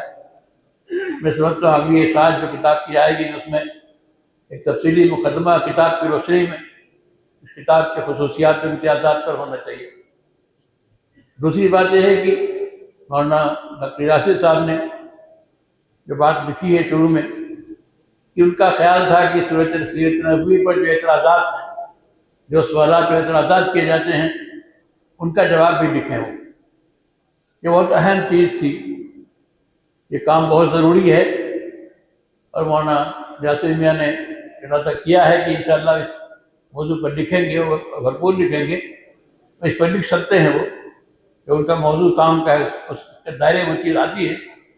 آج کل جو سیرت نبوی پر جو اعتراضات ہیں مختلف ناحیے سے پہلے چلے آ رہے ہیں اور آج پھر نئے نئے شروع ہو رہے ہیں، اس پر مستقل کام کی ضرورت ہے. میں امید کرتا ہوں کہ انشاءاللہ اس کتاب کی چوتھی جلد جو آئے گی وہ ضرور آئے گی انشاءاللہ، مولانا یاسر صاحب کے قلم سے ہوگی، اور سیرت نبوی کے تعلق سے جو بھی شبہات اعتراضات کیے گئے ہیں قدیم یا اس زمانے میں ان کا احاطہ کرنے کی وہ کوشش کریں گے.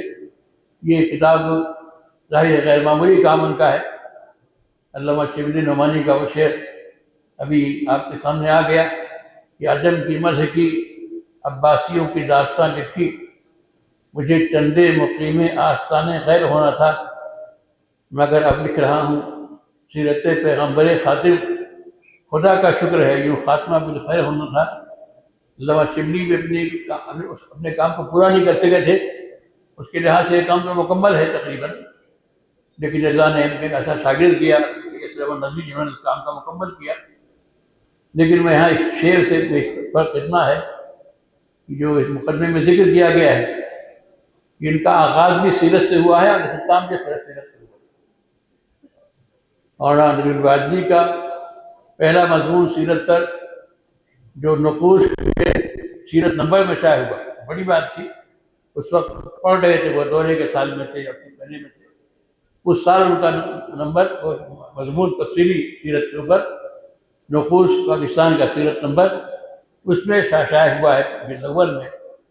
تو آغاز ان کا سیرت سے ہوا اور اللہ نے ان کا اختتام بھی سیرت سے کیا. یہ انشاءاللہ ان کے لیے فال نیک ہے، اور اللہ کے ساتھ سے اس بات سے امید ہے کہ سیرت کی جو خدمت انہوں نے کی ہے اور دوسری خدمات کے ساتھ یہ انشاءاللہ ان کے لیے ذخیرہ آخرت بنے گی اور آخرت میں ان کو اعلیٰ درجات سے نوازے گی. میرے عزیزوں، سیرت رسول کا موضوع بہت اہم ہے، اور کتنا بھی لکھا جائے کوئی نہیں کہہ سکتا ہے کہ ہم نے اس موضوع کو ادا کر دیا.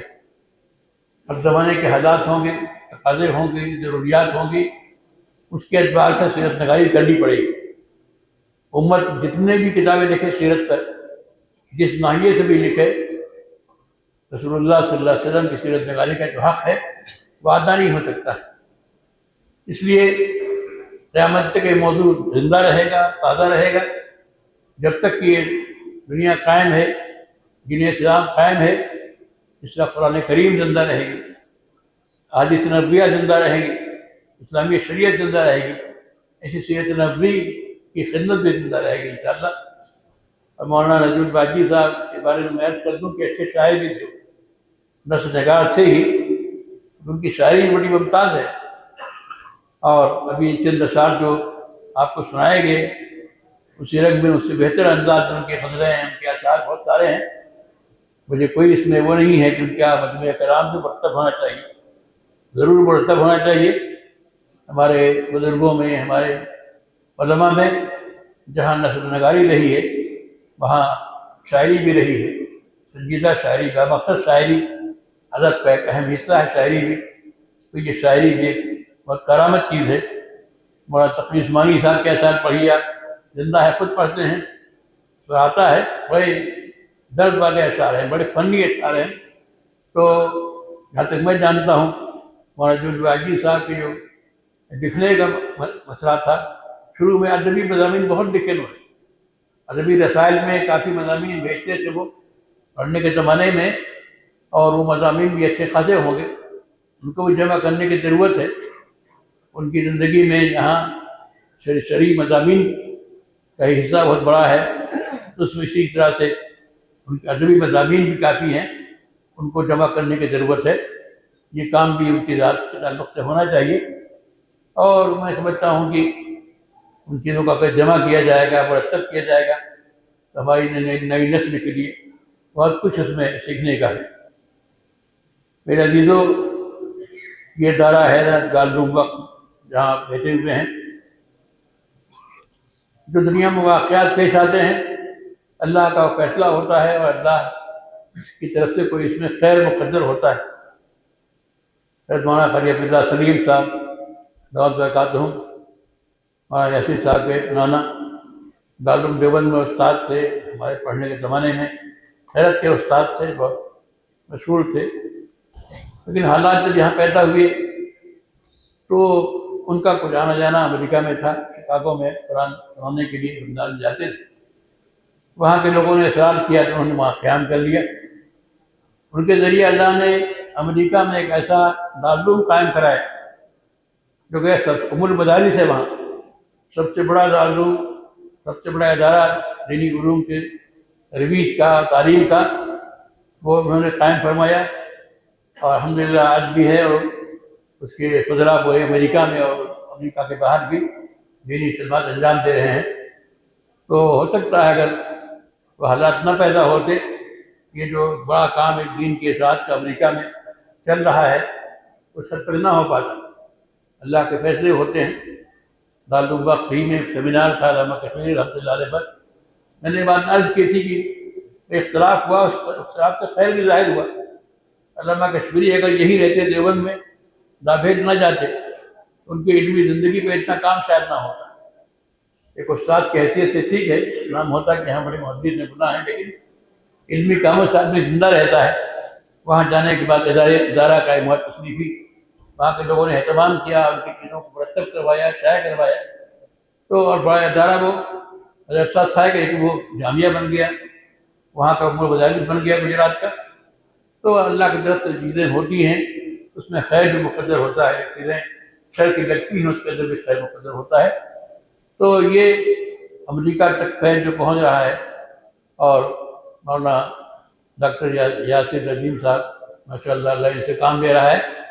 اللہ نظر بد سے بچائے، فتنوں سے محفوظ رکھے، جس سمجھداری کے ساتھ اپنے کاموں کا انجام دے رہے ہیں. اور میں سمجھتا ہوں کہ ان کے والد صاحب، ان کے دادا اور دادا سب کی دعاؤں کا ثمرہ ہے، اور اساتذہ کی دعائیں ہیں. انہوں نے دارالعلوم دیوبند میں پڑھا ہے، پورا یہ تعلیم حاصل کی ہے، لیکن انہوں نے ایک کام کا ایک نیا میدان تلاش کیا. بڑا اہم میدان تھا، ضروری میدان تھا کہ اس وقت وہ الحاد کا غلبہ ہو رہا ہے مسلمانوں میں بھی. 1% صحیح لوگ خدا نخواستہ الحاد سے متاثر ہو رہے ہیں. ان سب کو پر اتمام حجت کرنا، ان کو سمجھانے کی کوشش کرنا، ان تک دین کو پہنچانے کی کوشش، یہ بہت ضروری کام ہے. اس کام کو انجام دے رہے ہیں. اب ماشاء اللہ بڑا اسکول بھی قائم کیا ہے. ہمارے واجدی صاحب کا جو آخری سفر اسی کے لیے ہوا تھا، میری حاضری اس کے بعد ہوئی وہاں امریکہ میں. تو میں ان کے گھر وہاں جانے سے پہلے میں نے کہا مجھے قبرستان میں چلو، میں فاتحہ پڑھ لوں ان کے مزار پر، پھر میں چلوں گا آپ کی جامعہ میں، ادارے میں دیکھوں گا. تو مقدر تھا اللہ کی طرف سے. حضرت مولانا نعیم صاحب رحمۃ اللہ علیہ، ان کا مزار وہیں اسی قبر میں ہے. انہیں کے پڑوس میں مولانا واجدی صاحب کی قبر ہے. کیا کس کو اندازہ کس کی موت کب ہوگی. ہمارے دوست ڈاکٹر وسیم صاحب ابھی کہہ رہے تھے کہ میں اس سے پہلے جب آیا تھا تو مجھ کو لے گئے تھے فضائے قاسمی واجدی صاحب، اور کہا کہ یہ جگہ میں نے منتخب کی اپنے لیے. انہوں نے بجستہ کہا کہ تم کو معلوم بھی ہے تم کہاں تمہاری موت کہاں ہوگی. یہ بجستہ نے کہا. تو اسی وقت انہیں کیا معلوم تھا کہ میں امریکہ اتنے بڑے کام کے لیے جاؤں گا، ایک بڑا اسکول ہمارے بیٹا قائم کرنے والا ہے، سنا ہے، اور وہی اللہ تعالیٰ قبول کر لے گا، وہاں کی خاک منظور ہوگی. تو اللہ کے فیصلے ہوتے ہیں، اور جس طرح انہوں نے زندگی گزاری ہے الحمدللہ، مفید زندگی، بامقصد زندگی، اور اپنے پیروں پہ کھڑا ہونے کی کوشش کرنا، جدوجہد کرنا، اور خاص طور سے جو اختلافات جو ہوئے ہیں، ان اختلافات کے باوجود بھی کوشش انہوں نے کیا کی کہ دونوں دارالعلوم کے اساتذہ سے، ذمہ داروں سے رابطہ ان کا رہے۔ یہ گروپ بننے کے بجائے بڑی بڑی بات ہے، اگرچہ ان کا لگاؤ، تعلق جذباتی حبیب اسلام قاری بہت طیب تھا رحمۃ اللہ علیہ، اس خانوادے سے بہت تھا، سب کچھ تھا، لیکن یہ جو طرز تھا ان کا کہ بھائی دونوں طرف، دونوں اپنے ادارے ہیں، اپنے اساتذہ ہیں، اپنے ہی خون پانی ہے، ان سب کو جوڑنے کی کوشش کرنا، ان سب سے رابطہ رکھنا، یہ ہماری ذمہ داری ہے۔ ان کا یہ طرز عمل بہت قابل تحسین ہے۔ میں نے کئی بار ان سے بات کہی، مجھے آپ کی بات بہت پسند ہے۔ تو میرے ایسے گہرے دوست تھے وہ کہ ہر بات مجھ سے کہتے تھے، مسکرا کرتے تھے، ان کا نہ ہونے سے مجھے کافی خلا محسوس ہوتا ہے، دوری محسوس ہوتی ہے۔ تکلفی میری ایسی تھی کہ میں ان سے کہتا تھا کہ بھائی سسرال امریکہ چلی گئی ہے، تم تو وہاں جا نہیں پاتے ہو، میں جاتا ہوں ساتھ ساتھ وہاں رہتا ہوں۔ بھائی قاری صاحب فرمائش کرتے ہیں تو ہنستے تھے وہ، ٹھیک ہے بھائی کیا کروں، میں مشغول ہوں، نہیں جا پاتا ہوں، کم جا پاتا ہوں، لیکن اب گئے تو ایسے گئے کہ وہیں کے ہو کے رہ گئے، وہیں کی خاک ان کو مقدر میں تھی۔ اللہ تعالیٰ ان کی تصنیف کو قبول فرمائے اور سیرت نبوی کو زندہ کرنے میں یہ تصنیف اہم کردار ادا کرے۔ اس کتاب کو محنت سے پڑھنے کی ضرورت ہے، اور میرے عزیزوں و طلبا میں آپ کو نصیحت کرتا ہوں کہ سیرت جتنا بھی آپ پڑھیں کم ہے۔ رسول اللہ صلی اللہ علیہ وسلم کی سیرت اسلام کے دین کے بنیادی مقاصد میں سے، اس سے احکام شریعہ مستمد ہوتے ہیں۔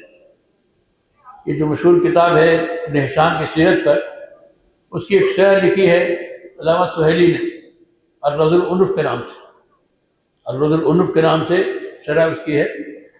اس شرح کی خاص بات ہے کہ انہوں نے ہر موقع پہ جو مسائل مستمد ہوتے ہیں سیرت کے واقعات سے، اس کا ذکر کیا۔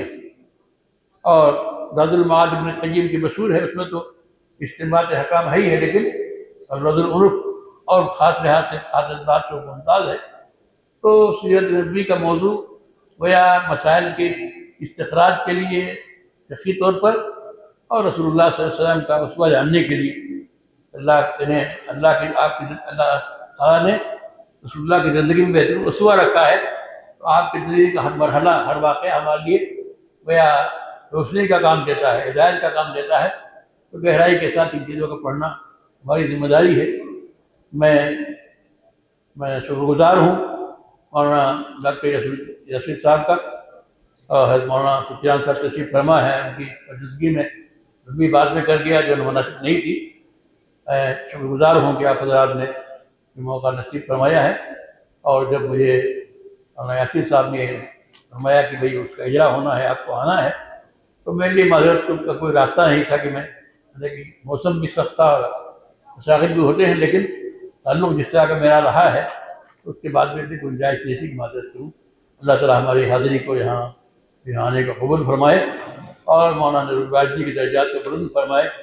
جن کاموں کو انہوں نے شروع کیا تھا، آگے بڑھایا تھا، اللہ انہیں مزید آگے بڑھائے، اور مولانا یاسر صاحب ان کے صاحبزادے عزیز بیٹھے ہوئے ہیں، اللہ ان سب کے دل کا کام رہے اور قبول فرمائے۔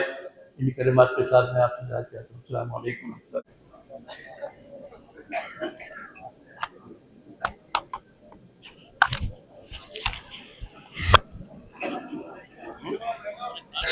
السلام علیکم ورحمۃ اللہ وبرکاتہ۔ ناظم صاحب کی طرف سے حکم بھی ہو گیا، چاہ تو میں یہی رہا تھا کہ مختصر آپ حضرات کے سامنے گفتگو ہو، اور اب کم سے کم یہ ہے کہ میرے سامنے یہ عذر بھی ہے کہ ناظم صاحب کا حکم ہے۔ الحمدللہ رب العالمین والصلاة والسلام علی سید الانبیاء والمرسلین وعلی آلہ وصحبہ اجمعین، اما بعد، فقد قال النبی صلی اللہ علیہ وسلم من لم یشکر الناس لم یشکر اللہ۔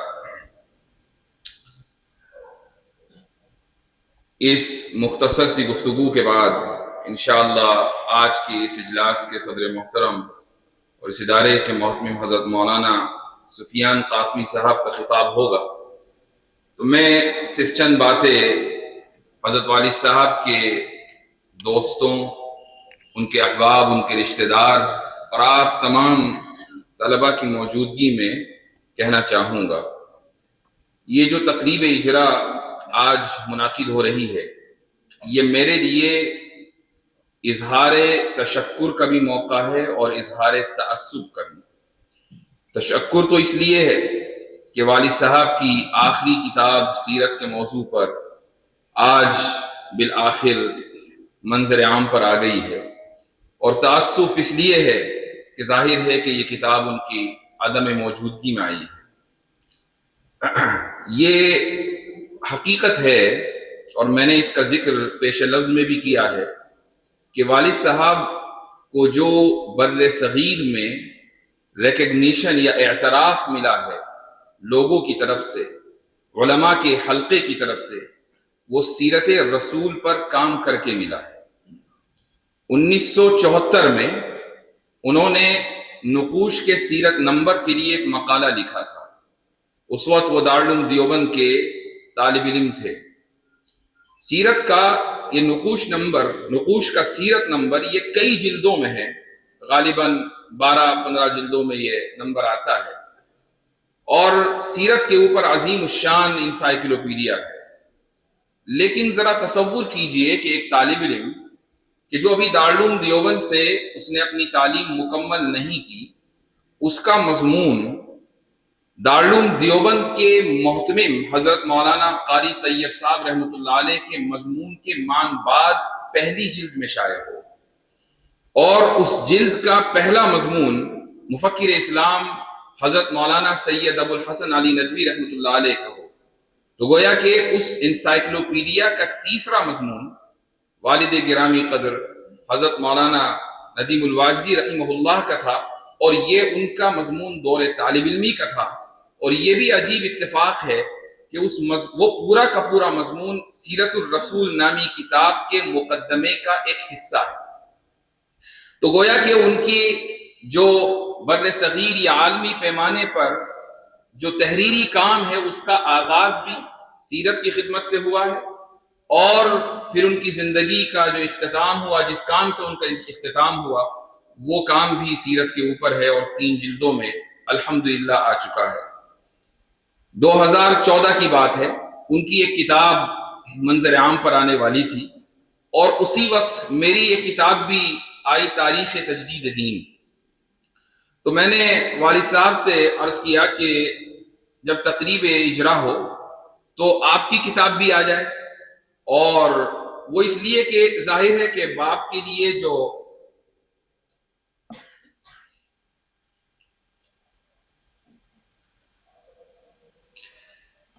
باپ کے دل میں اولاد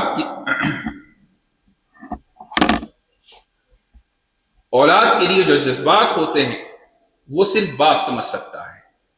تو میں نے عرض کیا کہ آپ کی کتاب، میری کتاب بھی آ رہی ہے، آپ کی کتاب بھی آ رہی ہے، رسم اجرا، والد صاحب میری کوئی بھی کتاب آتی تھی تو تقریب اجرا اسی عظیم الشان انداز سے کرتے تھے۔ تو یہ ہوا کہ 2014 میں تاریخ تجدید دین آئی، اور والد صاحب کی کتاب بھی تھی، تو میں نے ان سے درخواست کی، تو انہوں نے کہا نہیں، میری کتاب کی رسم اجرا کی قطعاً کوئی ضرورت نہیں ہے۔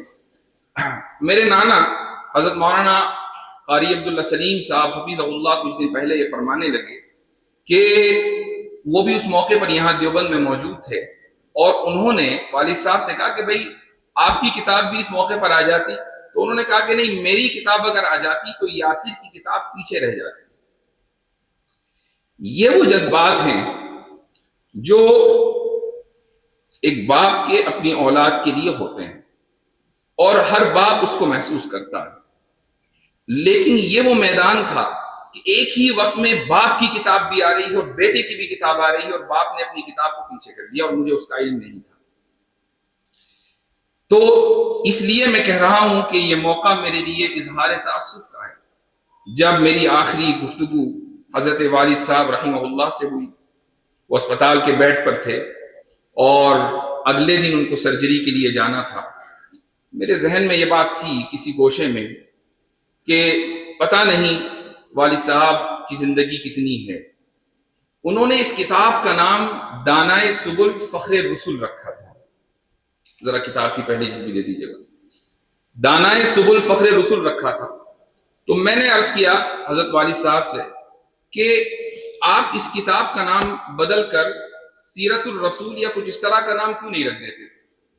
تو انہوں نے کہا کہ سیرت الرسول نام کی کتاب پہلے سے موجود ہے. میں نے کہا وہ دوسرے حلقے میں ہے، اگر آپ اس کتاب کا نام سیرت الرسول رکھ دیں تو مختصر بھی ہوگا، لوگوں کے لیے یاد رکھنا بھی آسان ہوگا. تو انہوں نے اس پر رضامندی کا اظہار کیا. لیکن جب میں نے اس کتاب کو دیکھا تو اس کتاب میں انتصاب کا صفحہ خالی تھا، اور میں یہ چاہتا تھا کہ حضرت والد صاحب رحمۃ اللہ علیہ نے جو کتاب کا نام ابتداءً رکھا تھا وہ کہیں نہ کہیں آ جائے اس کتاب میں. اس کتاب کا انتصاب جو میں نے لکھا ہے اس کو سن لیجئے. دانائے سبل فخر رسل سرور کونین شافع محشر رحمت للعالمین محمد مصطفیٰ صلی اللہ علیہ وسلم کی ذات بابرکات کے نام، کہ جن کے اسوائے حسنہ کی منظر کشی مؤلف کتاب کی زندگی کی آخری کاوش قرار پائی. والدہ نے جب حضرت والد صاحب رحمہ اللہ نے کتاب لکھنے کا ارادہ کیا اور کچھ مضامین اخبار میں آنے لگے تو ایک خواب دیکھا، اور انہوں نے مجھے فون پر اس خواب کی اطلاع دی، بتایا.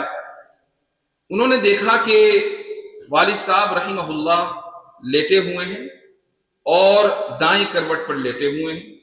رسول اکرم صلی اللہ علیہ وسلم اسی بیڈ پر لیٹے ہوئے ہیں لیکن سیدھے لیٹے ہوئے ہیں، اور آپ صلی اللہ علیہ وسلم کو وہ غور سے دیکھ رہے ہیں. اور وہاں کچھ انہوں نے دیکھا کہ پیچھے کچھ سفید پوش حضرات بھی ہیں جن کی شکل انہیں یاد نہیں رہی، لیکن ان کے ذہن میں تھا کہ شاید یہ حضرات شیخین ہیں. انہوں نے یہ خواب مجھے بتایا اور انہوں نے مجھ سے پوچھا کہ اس کی تعبیر کیا ہے. تو میرے ذہن میں جو تعبیر آئی تھی وہ میں نے نہیں دی. میں نے کہا خواب بہت اچھا ہے. پھر وہ خود ہی بولی کہ تمہارے ابی نے سیرت کے اوپر کتاب لکھنی شروع کی ہے، تو مجھے ایسا لگتا ہے کہ یہ لیٹ کر رسول اکرم صلی اللہ علیہ وسلم کی منظر کشی کر رہے ہیں. میرے ذہن میں جو بات تھی وہ یہ تھی کہ شاید یہ ان کی زندگی کا آخری کام ہے، اس لیے کہ قبر میں جب مردے کو لٹایا جاتا ہے تو دائیں کروٹ پہ لٹایا جاتا ہے، اور سوال اس سے رسول اکرم صلی اللہ علیہ وسلم کی ذات کے تعلق سے بھی ہوتا ہے. یہ خواب کی تعبیر میرے ذہن میں آئی ضرور، لیکن میں نے اس کا کبھی اظہار نہیں کیا، یہاں تک کہ جب حضرت والد صاحب کی وفات ہوئی تو خواب کی تعبیر کے اس حصے کو میں نے ذکر کیا. تو اللہ سبحانہ و تعالیٰ نے جب اس کتاب کا والد صاحب نے لکھنے کا آغاز کیا، اشارہ دے دیا تھا کہ انشاءاللہ یہ کتاب مقبول بھی ہوگی اور ان کے لیے رفع درجات کا باعث بھی ہوگی، ذریعہ بھی ہوگی باذن اللہ تعالی. والد صاحب کی چند خصوصیات میں سے ایک خصوصیت بہت نمایاں رہی ہے جس کا تعلق طلبہ سے ہے، اور وہ خصوصیت یہ رہی کہ طلبہ مستقل ان کے پاس آتے تھے اور مختلف میدانوں میں رہنمائی حاصل کرتے تھے. کوئی آتا تھا مضمون نگاری کے لیے، کوئی آتا تھا کہ میرے جملے چیک کر لیجئے، کوئی آتا تھا کہ میں دارالعلوم سے فارغ ہونے والا ہوں تو آگے چل کر کیا کروں، کوئی آتا تھا کہ بھئی میری سفارش فلاں مدرسے میں کر دیجئے کہ میرے بھائی کا داخلہ ہو جائے، کوئی آتا تھا کہ فلاں جگہ میری سفارش کر دیجئے کہ میں استاد لگ جاؤں. وہ کبھی ان معاملات میں انہوں نے اپنے آپ کو پیچھے نہیں رکھا، تو ہمیشہ دوسروں کے لیے نافع بنے. ان کے ادارے میں، تجارتی ادارے میں، اب یہ تجارتی ادارہ ظاہر ہے کہ میں تو یہاں موجود نہیں ہوں لیکن ماشاءاللہ یہ تجارتی ادارہ چل رہا ہے، اور وہ حضرات چلا رہے ہیں کہ جن کے اوپر والد صاحب نے 1 سال نہیں 2 سال نہیں 10-20 سال ان کے اوپر اعتماد کیا. 38-39 سال سے جو حضرات والد صاحب کے ساتھ تھے وہ آج بھی ہیں، اور آج اسی تندہی سے وہ ان کا تجارتی ادارہ ماشاءاللہ چلا رہے ہیں. یہ اس بات کی دلیل ہے کہ جب کہ والد صاحب کا ان کے ساتھ جو تعلق تھا وہ یہ تعلق نہیں تھا کہ وہ مالک تھے اور دوسرے ملازم تھے، یہ برادرانہ تعلق تھا. وہ ہمیشہ اپنے ماتحتوں کے لیے بھی نافع رہے، طلباء کے لیے بھی نافع رہے، اپنے خاندان والوں کے لیے بھی نافع رہے، اہل شہر کے لیے نافع رہے، ہر شخص کے لیے جو ان کی زندگی، ان کے دل میں دوسروں کے لیے جو مقام و مرتبہ تھا، ہر شخص یہ محسوس کرتا تھا کہ غالباً مجھ سے ہی سب سے زیادہ خصوصی تعلق ہے۔ کتنے ہی صحافی اس شہر میں ایسے ہیں کہ جنہوں نے صحافت کے زینے کتب خانے میں بیٹھ کر طے کیے۔ وہ آتے تھے والد صاحب کے پاس کہ ایک خبر لکھنی ہے، فلاں واقعہ ہو گیا ہے، ہم فلاں اخبار میں ہیں اور وہاں سے مطالبہ ہے کہ خبر جلدی لکھ کر بھیجو۔ والد صاحب نے خبر لکھی، ان کو دے دی اور وہ خبر شائع ہو گئی۔ یہ روزانہ کا معمول تھا۔ تو اس طریقے سے انہوں نے اپنی زندگی گزاری ہے۔ ان کی زندگی سے جو ہمیں سبق ملتا ہے وہ یہی ہے کہ اگر ہم دوسروں کے لیے نافع بنیں گے تو دنیا ہمارے جانے کے بعد بھی ہمیں یاد رکھے گی۔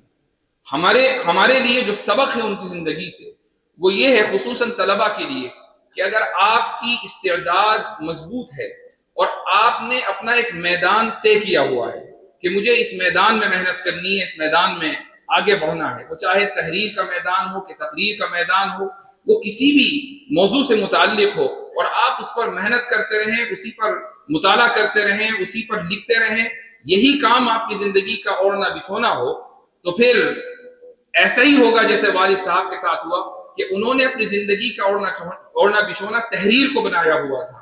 تو سیرت سے جس کی زندگی کا آغاز ہو اور سیرت سے جس کی زندگی کا اختتام ہو تو یقیناً یہ بہت بڑی نیک فالی ہے۔ میں ایک بات پر اپنی گفتگو کو ختم کروں گا، اور اس چیز کا تعلق سیرت رسول اکرم صلی اللہ علیہ وسلم سے ہے۔ وہ بات یہ ہے کہ اسلام کی حقانیت اور رسول اکرم صلی اللہ علیہ وسلم کی صداقت کا ایک جیتا جاگتا ثبوت یہ بھی ہے کہ قلم خشک ہو گئے، روشنائیں ختم ہو گئیں، نسلیں ایک کے بعد دوسری آ گئیں، زبانیں بدل گئیں، اردو ہو، عربی ہو، فارسی ہو، انگریزی ہو، فرینچ ہو، وہ کوئی بھی زبان ہو، لیکن رسول اکرم صلی اللہ علیہ وسلم کی سیرت پر علماء لکھتے چلے جا رہے ہیں، لکھتے چلے جا رہے ہیں، اور ہر کتاب کا ایک الگ پہلو ہے، ہر کتاب کی اپنی الگ خصوصیت ہے۔ یہ آپ نہیں کہہ سکتے کہ یہ 10 کتابیں سب میں ایک ہی مواد ہے۔ کانٹینٹ یعنی مواد اگرچہ مشترکہ ہوگا، لیکن ہر ایک کا کوئی نہ کوئی الگ انداز ہوگا، الگ اسلوب ہوگا، کسی میں فقہ غالب ہوگا، کسی میں دروس و عبر کا غلبہ ہوگا، کسی میں ادب کی چاشنی ہوگی اور کسی میں حدیث کا غلبہ ہوگا۔ الگ الگ انداز سے یہ سیرت کی کتابیں لکھی گئی ہیں۔ رسول اکرم صلی اللہ علیہ وسلم کی صداقت کا یہ جیتا جاگتا ثبوت ہے۔ میں دعا کرتا ہوں کہ اللہ رب العزت ہم سے والد صاحب کے چھوڑے ہوئے کاموں کو مکمل فرمانے کی ہمیں توفیق عطا فرمائے، مکمل کرنے کی، اور میں دعا کرتا ہوں کہ اللہ تعالیٰ جو کام بھی والد صاحب نے چھوڑے ہیں ان کے لیے وہ ذخیرہ آخرت بنائے۔ حضرت مولانا عتیق صاحب نے ایک بات ذکر کی، یہ کتاب 3 جلدوں میں ہے، اور تیسری جلد میں جو مباحث آئے ہیں اس میں حضرت والد صاحب نے کچھ جو اعتراضات سیرت کے اوپر تھے ان کو شروع کیا تھا، لیکن وہ مکمل نہیں کر پائے تھے۔ میرا ارادہ یہ تھا کہ میں اس کو مکمل کر لوں، اور اسی لیے 1 سال کی تاخیر ہوئی، لیکن میرے ذمے پھر بہت سارے کام لگے ہوئے ہیں۔ میں نے سوچا کہ اگر میں اسی کے انتظار میں رہوں گا تو 1 سال سے 2 سال اور 2 سال سے 3 سال، تو جتنا وہ لکھ چکے ہیں اتنا آ جائے۔ اللہ سبحانہ و تعالیٰ توفیق دے گا، آپ حضرات کی دعائیں شامل حال رہیں گی تو اس میں انشاءاللہ اضافہ بھی ہوگا، اور سیرت رسول پر جو اعتراضات ہیں وہ ان کا جواب انشاءاللہ دیا جائے گا۔ ایک معتد بھی حصہ، یہ بھی بتا دوں، ایک معتد بھی حصہ اسی موضوع پر انشاءاللہ اس ناچیز کی کتاب بھی تحفظ الملاحدہ عید کے بعد آپ حضرات کے ہاتھوں میں ہوگی، تو اس کی 1 جلد اسی موضوع پر ہے انشاءاللہ تعالی۔ پھر جو کچھ اعتراضات رہ جائیں گے ان کا اضافہ انشاءاللہ اس کتاب کے آخر میں تتمے کے طور پر کیا جائے گا۔ جزاکم اللہ خیر الجزاء وآخر دعوانا ان الحمدللہ رب العالمین۔ آج کی اس باوقار مجلس کے باوقار صدر استاد الاساتذہ حضرت مولانا محمد سفیان صاحب قاسمی دامت برکاتہم محتمم دارالعلوم وقف دیوبند سے درخواست کر رہا ہوں کہ وہ اپنے کلمات عالیہ اور دعا کے مجلس کا اختتام فرمائیں۔ میری درخواست ہے کہ آپ حضرات تشریف رکھیں، دعا کے بعد جائیں۔ اعوذ باللہ من الشیطان الرجیم، بسم اللہ الرحمن الرحیم، الحمدللہ رب علی آلہ وازواجہ واصحابہ اجمعین، اما بعد۔ حضرات علماء کرام اور طلباء عزیز، وقت کیونکہ کافی ہو گیا، اس لیے تعین وقت اور تحدید وقت کی اصولی اہمیت کو پیش نظر رکھتے ہوئے مجھے چند دو باتیں عرض کریں گے. ابھی آپ کے سامنے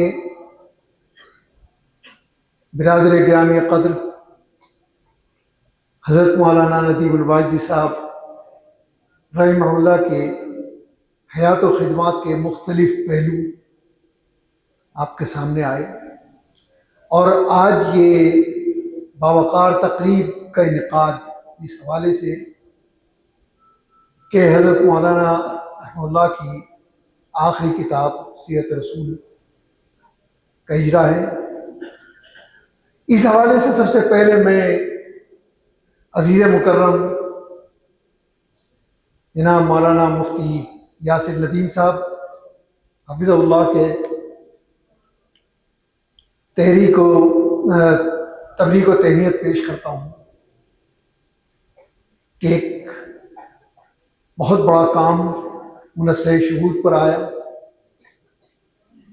اور انشاءاللہ اس کے دنیاوی فوائد کے ساتھ جو اخروی فوائد ظاہر ہوں گے وہ انشاءاللہ وہ آپ کے حق میں اور آپ کے خاندان کے حق میں اور ان تمام شرکائے کار کے حق میں کہ جنہوں نے کسی بھی نوعیت سے اس کام کی تکمیل میں حصہ لیا، وہ ظاہر ہوں گے انشاءاللہ. حضرت مولانا رحمہ اللہ سے تعلق اور اس کے حوالے سے آپ نے کئی باتیں سنی. 14 اکتوبر سن 2024 کو حضرت مولانا کی وفات ہوئی. اتفاق کی بات یہ ہے کہ اس روز صبح فجر کی نماز کے بعد حضرت مولانا کی کیفیت تو معلوم ہو ہی رہی تھی. عزیزم شکیل بھی اصل مجھے عزیزم یاسر صاحب کے حوالے سے باخبر رکھے ہوئے تھے. فجر کی نماز کے مان بعد عظیم شکیب میرے پاس آئے، انہوں نے کہا کہ بڑی افسوسناک خبر ہے. تو وہاں میرے ذہن کے اندر مولانا کا خیال آیا، اور انہوں نے کہا کہ میرے خوبی ذات بھائی ارشد غازی مولانا حامد الانصاری غازی کے لیے ان کی وفات ہو گئی علی گڑھ میں بالکل اچانک. خیر ہم لوگ پہنچ گئے وہاں، رات کو عشاء میں تک نماز ہوئی. ابھی سلام پھیر کے فارغ ہوئے تھے جو شکیب نے اگر فون آیا اور حضرت مولانا کی اطلاع کہ وہ بارگاہ رب میں حاضر ہوئے. ذہن میں سب سے پہلی بات انا للہ کے بعد آئی تو ایک ہی شعر آیا کہ آہٹ بھی نہ محسوس ہوئی ختم سفر کی، آہٹ بھی نہ محسوس ہوئی ختم سفر کی. یہ عمر رواں کتنے دبے پہنچے ہیں، ایسے نکل گئے. بہرحال یہ تو ایک زندگی کی وہ حقیقت ہے کہ جس کا انکار ہی نہیں کیا سکتا. اس دنیا کے اندر بڑے بڑے متبرر، بڑے بڑے باغی، بڑے بڑی جرت جنہوں نے انبیاء کی دعوت کو رد کیا، خدا کی وحدانیت کا انکار کیا، اسلام کی تعلیمات اور صداقت پر حرف گیری کی، لیکن موت ایک ایسی حقیقت ہے جس کو آج تک نہ کوئی انکار کر سکا نہ کوئی کر سکے.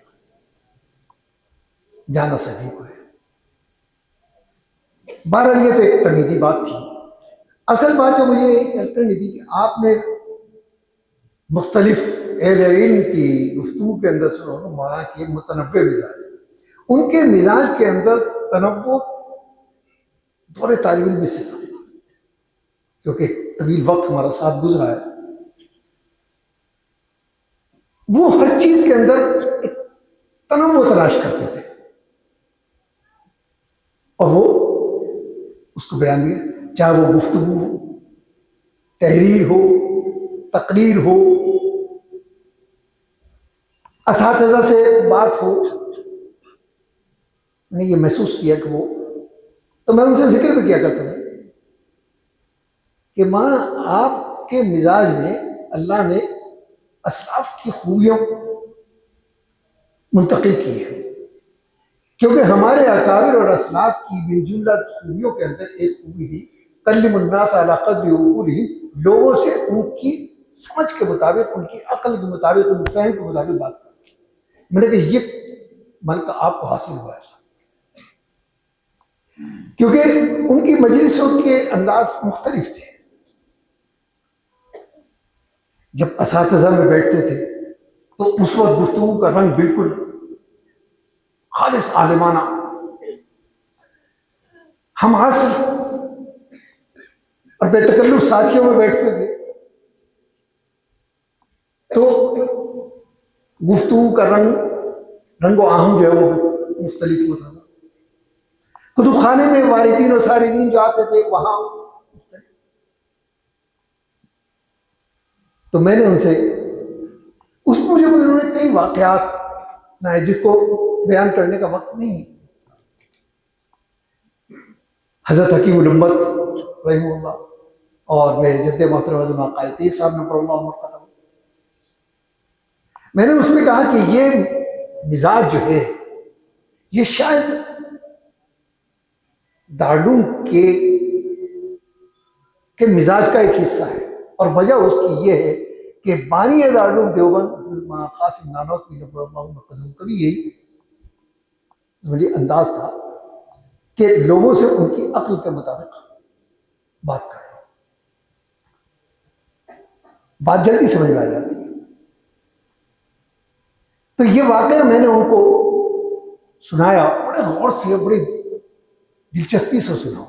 میں نے کہا بتایا کہ ایک مرتبہ حضرت قاسم نانوتوی کسی سفر میں جا رہے تھے یا آ رہے تھے، مظفر نگر سواری کے انتظار میں تھے۔ تھوڑی فاصلے پر ایک آریہ سماجی پنڈت بیٹھے ہوئے، وہ بڑے غور سے انہوں نے دیکھا، اور اس کے بعد وہ آئے اور کہا کہ کیا آپ مولوی قاسم ہیں؟ تو حضرت نے فرمایا کہ بھئی مولوی کی تو صرف تہمت لگی ہوئی، میرا نام البتہ میرا نام محمد قاسم۔ کہا کہ بس میں سمجھ گیا۔ بتانے والے نے من جملہ نشانی میں ایک یہ بھی بتائی تھی کہ آپ اپنے آپ کو چھپاتے بیٹھے۔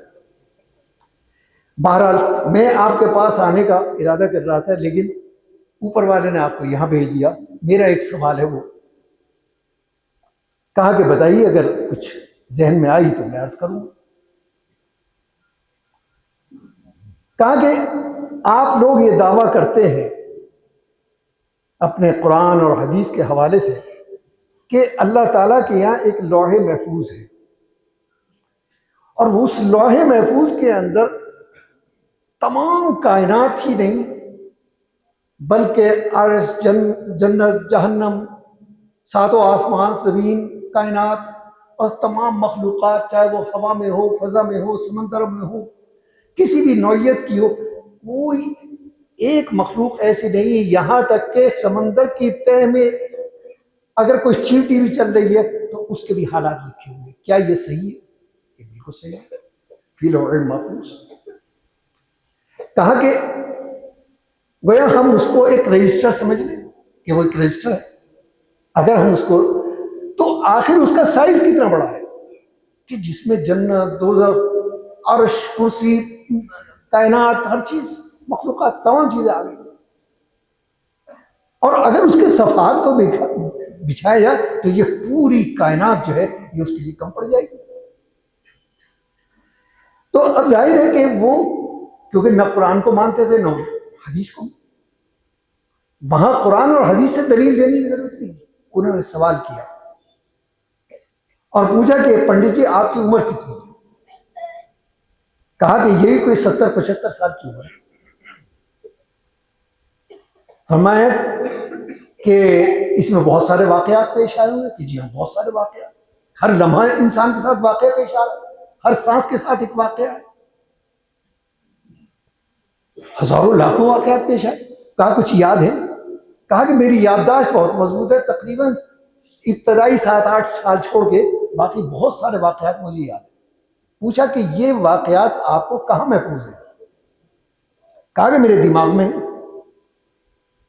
کہ نہیں یہ دماغ میں تو بہت ساری چیزیں، دماغ میں عقل بھی ہے، شعور بھی ہے، علم بھی ہے، فہم بھی ہے، قوت بصارت بھی ہے، سماعت بھی ہے، شامہ بھی ہے، تمام بوجھ ہو وہ.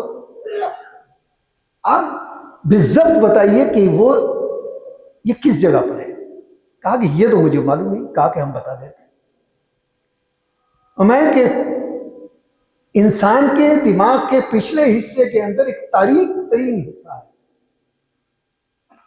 میں تو اس فن کا ماہر نہیں، لیکن جو ماہرین ہیں فن طب کے یہ بتاتے ہیں کہ اس تاریک ترین حصے میں بہت ساری رگیں جا رہی ہیں، جس میں صرف ایک رگ، اور اس رگ کا بھی صرف ایک آدھا انچ کا حصہ ہے جو اللہ نے، اور وہ اتنا مہین اور اتنا باریک ہے کہ شاید بال، انسان کا بال بھی اس سے زیادہ موٹا. کہا کہ وہ جو آدھا انچ کا حصہ ہے اس میں یہ ساری 70 سال کی 75 سال کی یادداشت آپ کی محفوظ ہے، اور اتنا نازک ہے کہ اگر وہ کسی طریقے سے ڈیمیج ہو جائے یا مڑ جائے یا اس کے اندر بال آ جائے تو انسان کی پوری یادداشت ختم ہو جائے، جسے آج کی زبان میں ڈیمنشیا کہتے ہیں، الزائمر، اسی کی ایک شکل ہے، انسان کی یادداشت ختم ہو گئی. تو یہ واقعہ میں نے یہ تھی وہ کہ کلم الناس علی قدر عقولہم، اگر ان کے سامنے قرآن اور حدیث سے بات بیان کی جاتی تو ان کی سمجھ میں نہ آتی. تو بات میں نے اس لیے کی کہ اللہ تعالیٰ نے آپ کو وہ صفت دی ہے، اور میں یہ دیکھتا ہوں کہ جب آپ کے سامنے دیوبند شہر کے آپ کے بے تکلف دوست احباب بیٹھتے ہیں تو اس وقت آپ کا لب و لہجہ، آپ کی گفتگو، آپ کا موضوع وہ بالکل مختلف ہوتا ہے. جب طلباء عزیز آپ کے پاس آتے ہیں تو یہ گفتگو کا رنگ بھی بدل جاتا ہے، اور جب اساتذہ کرام کے پاس ہوتے ہیں، کیونکہ میں نے اپنے والد محترم نور اللہ مرقدہ کے پاس، کیونکہ ان سے ایک والہانہ تعلق تھا، آتے رہتے تھے اکثر، تو وہاں رنگ کچھ اور ہوتا تھا. تو اللہ تعالیٰ نے ان کو بہت ساری خصوصیات سے سرفراز فرمایا، جس میں ایک خصوصیت جیسے کہ ابھی عزیز مکرم مولانا یاسر ندیم صاحب نے بھی بتایا اور حضرت مولانا نے بھی اس کا ذکر کیا کہ ان کا سب سے پہلا مضمون سیرت پر نقوش میں سن 1974 میں 74 میں ان کی فراغت ہے، 75 میں میری 1 سال کا فرق رہا. لیکن میں آپ کو یہ بتا دوں کہ وہ اس سے پہلے بھی ایک مضمون لکھ چکے تھے. دورے طالب علمی کے اندر ہم نے ایک انجمن قائم کی تھی، انجمن وہ مجلس قاسمیہ کے نام سے، اور صدر بنا دیا وہ جیسے ناکارک، اور اس کے سیکریٹری تھے مولانا رحمت اللہ میر بانڈی پورا، آج بھی وہ ذکر کرتے ہیں، اور اس میں مختلف وہاں سے ایک دیواری پرچہ نکلا، غالباً اس کا نام القاسم تھا. میں اب اتنا بہت طویل وقت گزر گیا، لیکن مجھے جو یاد آتا ہے کہ اس کا نام القاسم تھا. اس میں پہلے یا دوسرے شمارے کے اندر مولانا نے مضمون لکھا تھا، اور وہ سیرت پر مضمون تھا. یہ نقوش سے پہلے کا مضمون، تو گویا بالکل خشت اساس جو ہے وہ بھی سیرت نبوی سے ہے، اور منتہا جو ہے وہ بھی سیرت ہے. یہ بھی ان کے خصوصیات ہیں. تو آثار ہوا کرتے ہیں کامیابی کے اور اللہ کے یہاں مقبولیت کے آثار ہوا کرتے ہیں.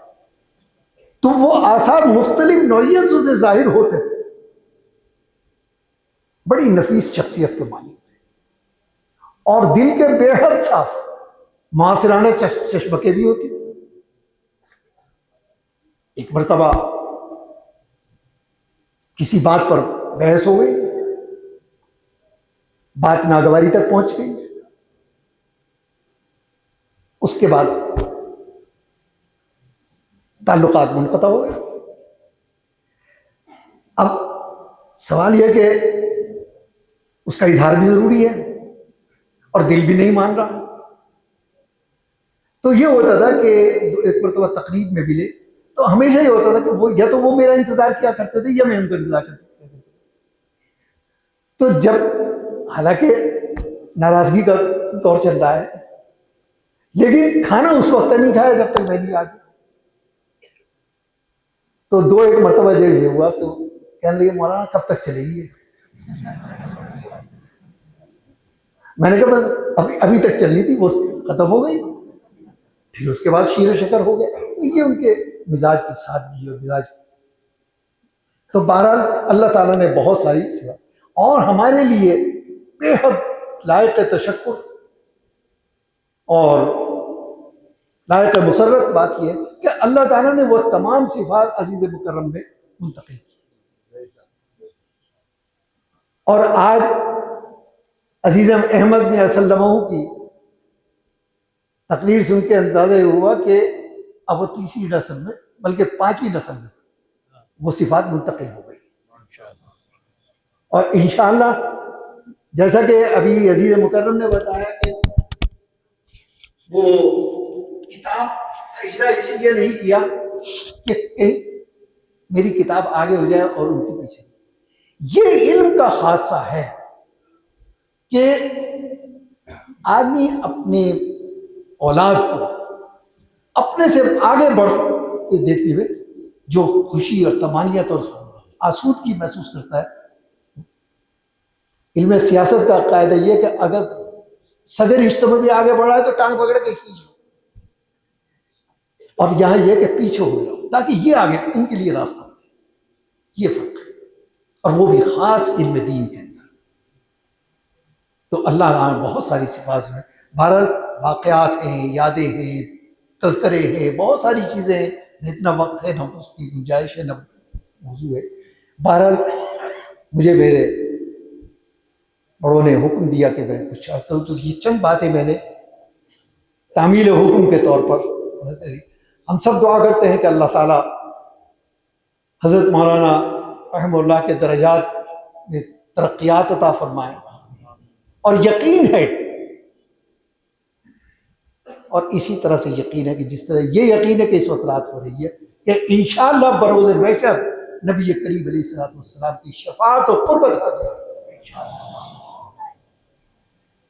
اللہ تعالیٰ ہمیں بھی اسی نقش قدم پر چلنے کی توفیق عطا فرمائے. انہی چند طالب علمانہ باتوں پر میں بات ختم کرتا ہوں. وآخر دعوانا الحمدللہ. بسم اللہ الرحمن الرحیم. اللہم صلی علی سیدنا محمد وعلی آل سیدنا محمد وعلی آلہ وازواجہ واصحابہ اجمعین. ربنا آتنا فی الدنیا حسنۃ وفی الآخرۃ حسنۃ وقنا عذاب النار. ربنا ظلمنا انفسنا وان لم تغفر لنا وترحمنا لنکونن من الخاسرین. اے اللہ ہماری دعاؤں کو قبول فرما. اے اللہ ہمیں بزرگوں کے نقش قدم پر چلنے کی توفیق عطا فرما. اے اللہ اتباع رسول اللہ کی توفیق عطا فرما. اے اللہ ہدایت عطا فرما. اے اللہ نور عطا فرما. اے اللہ ہمارے ایمانوں کی حفاظت فرما. اے اللہ اپنا ہی محتاج رکھ. اے اللہ کسی کا محتاج نہ بنا. اے اللہ ہمارے مدارس کی, مساجد کی, معاہد کی, ہمارے علماء کی, ہمارے طلبہ کی اور عامت المسلمین کی حفاظت فرما. ہماری نسلوں کی حفاظت فرما. عافیت عطا فرما. اے اللہ سکون عطا فرما. اے اللہ جو ٹوٹی پھوٹی خدمات ہے اے اللہ اس کو اپنی بارگاہ میں شرف قبولیت عطا فرما. اے اللہ اسے ذخیرے آخرت اور وسیلے نجات بنا. اے اللہ جو ہم میں بیمار ہیں ان کو صحت کاملہ عاجلہ مستمرہ عطا فرما. اے اللہ جو پریشان حال ہیں ان کی پریشانیوں کو دور فرما. اے اللہ جو ہم میں جا چکے ہیں ان کو اعلیٰ علیین میں مقام کریم سے سرفراز فرما.